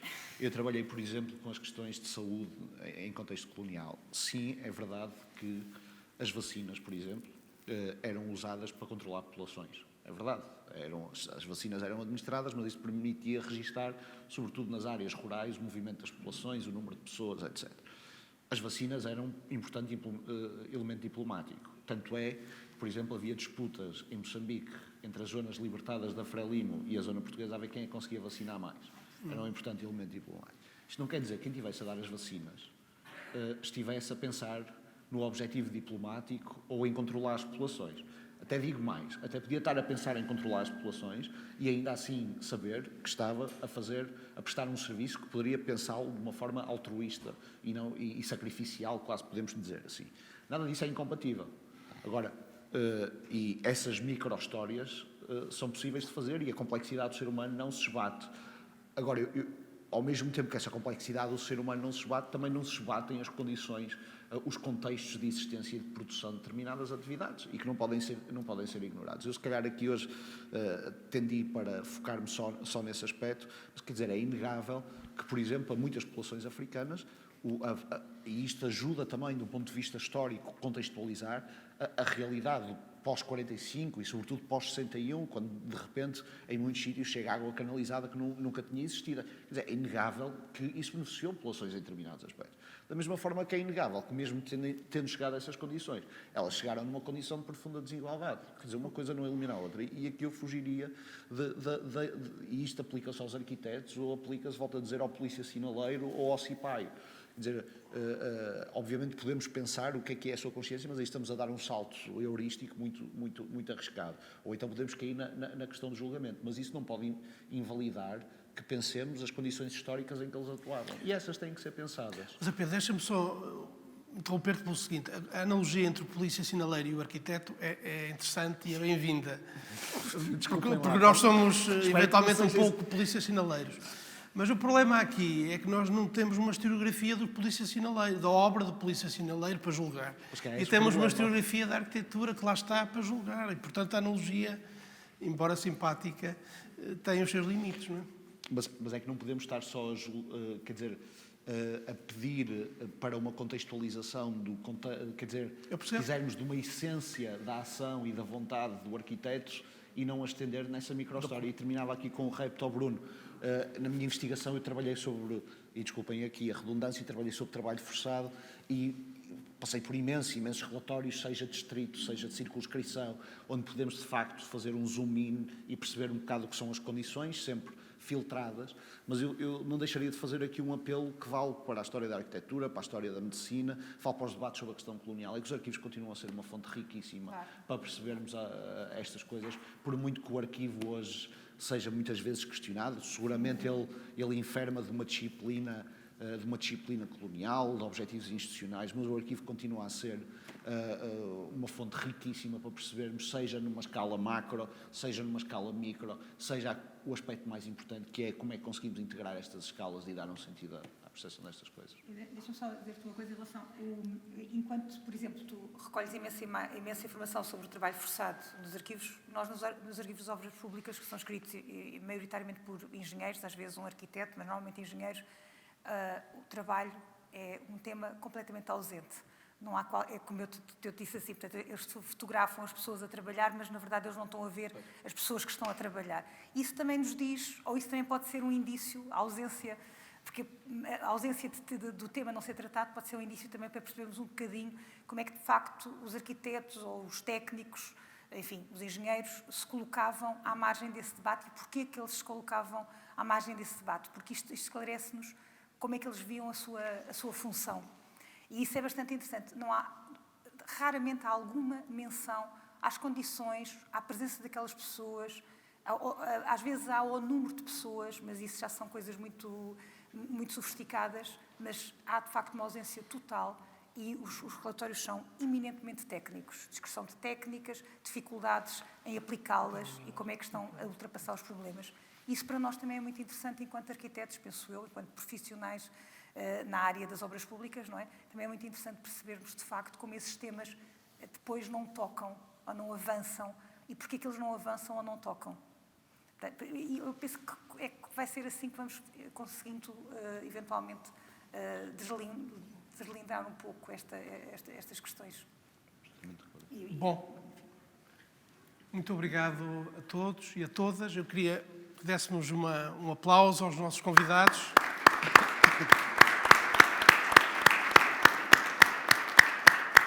E o segundo painel começará às 5h30.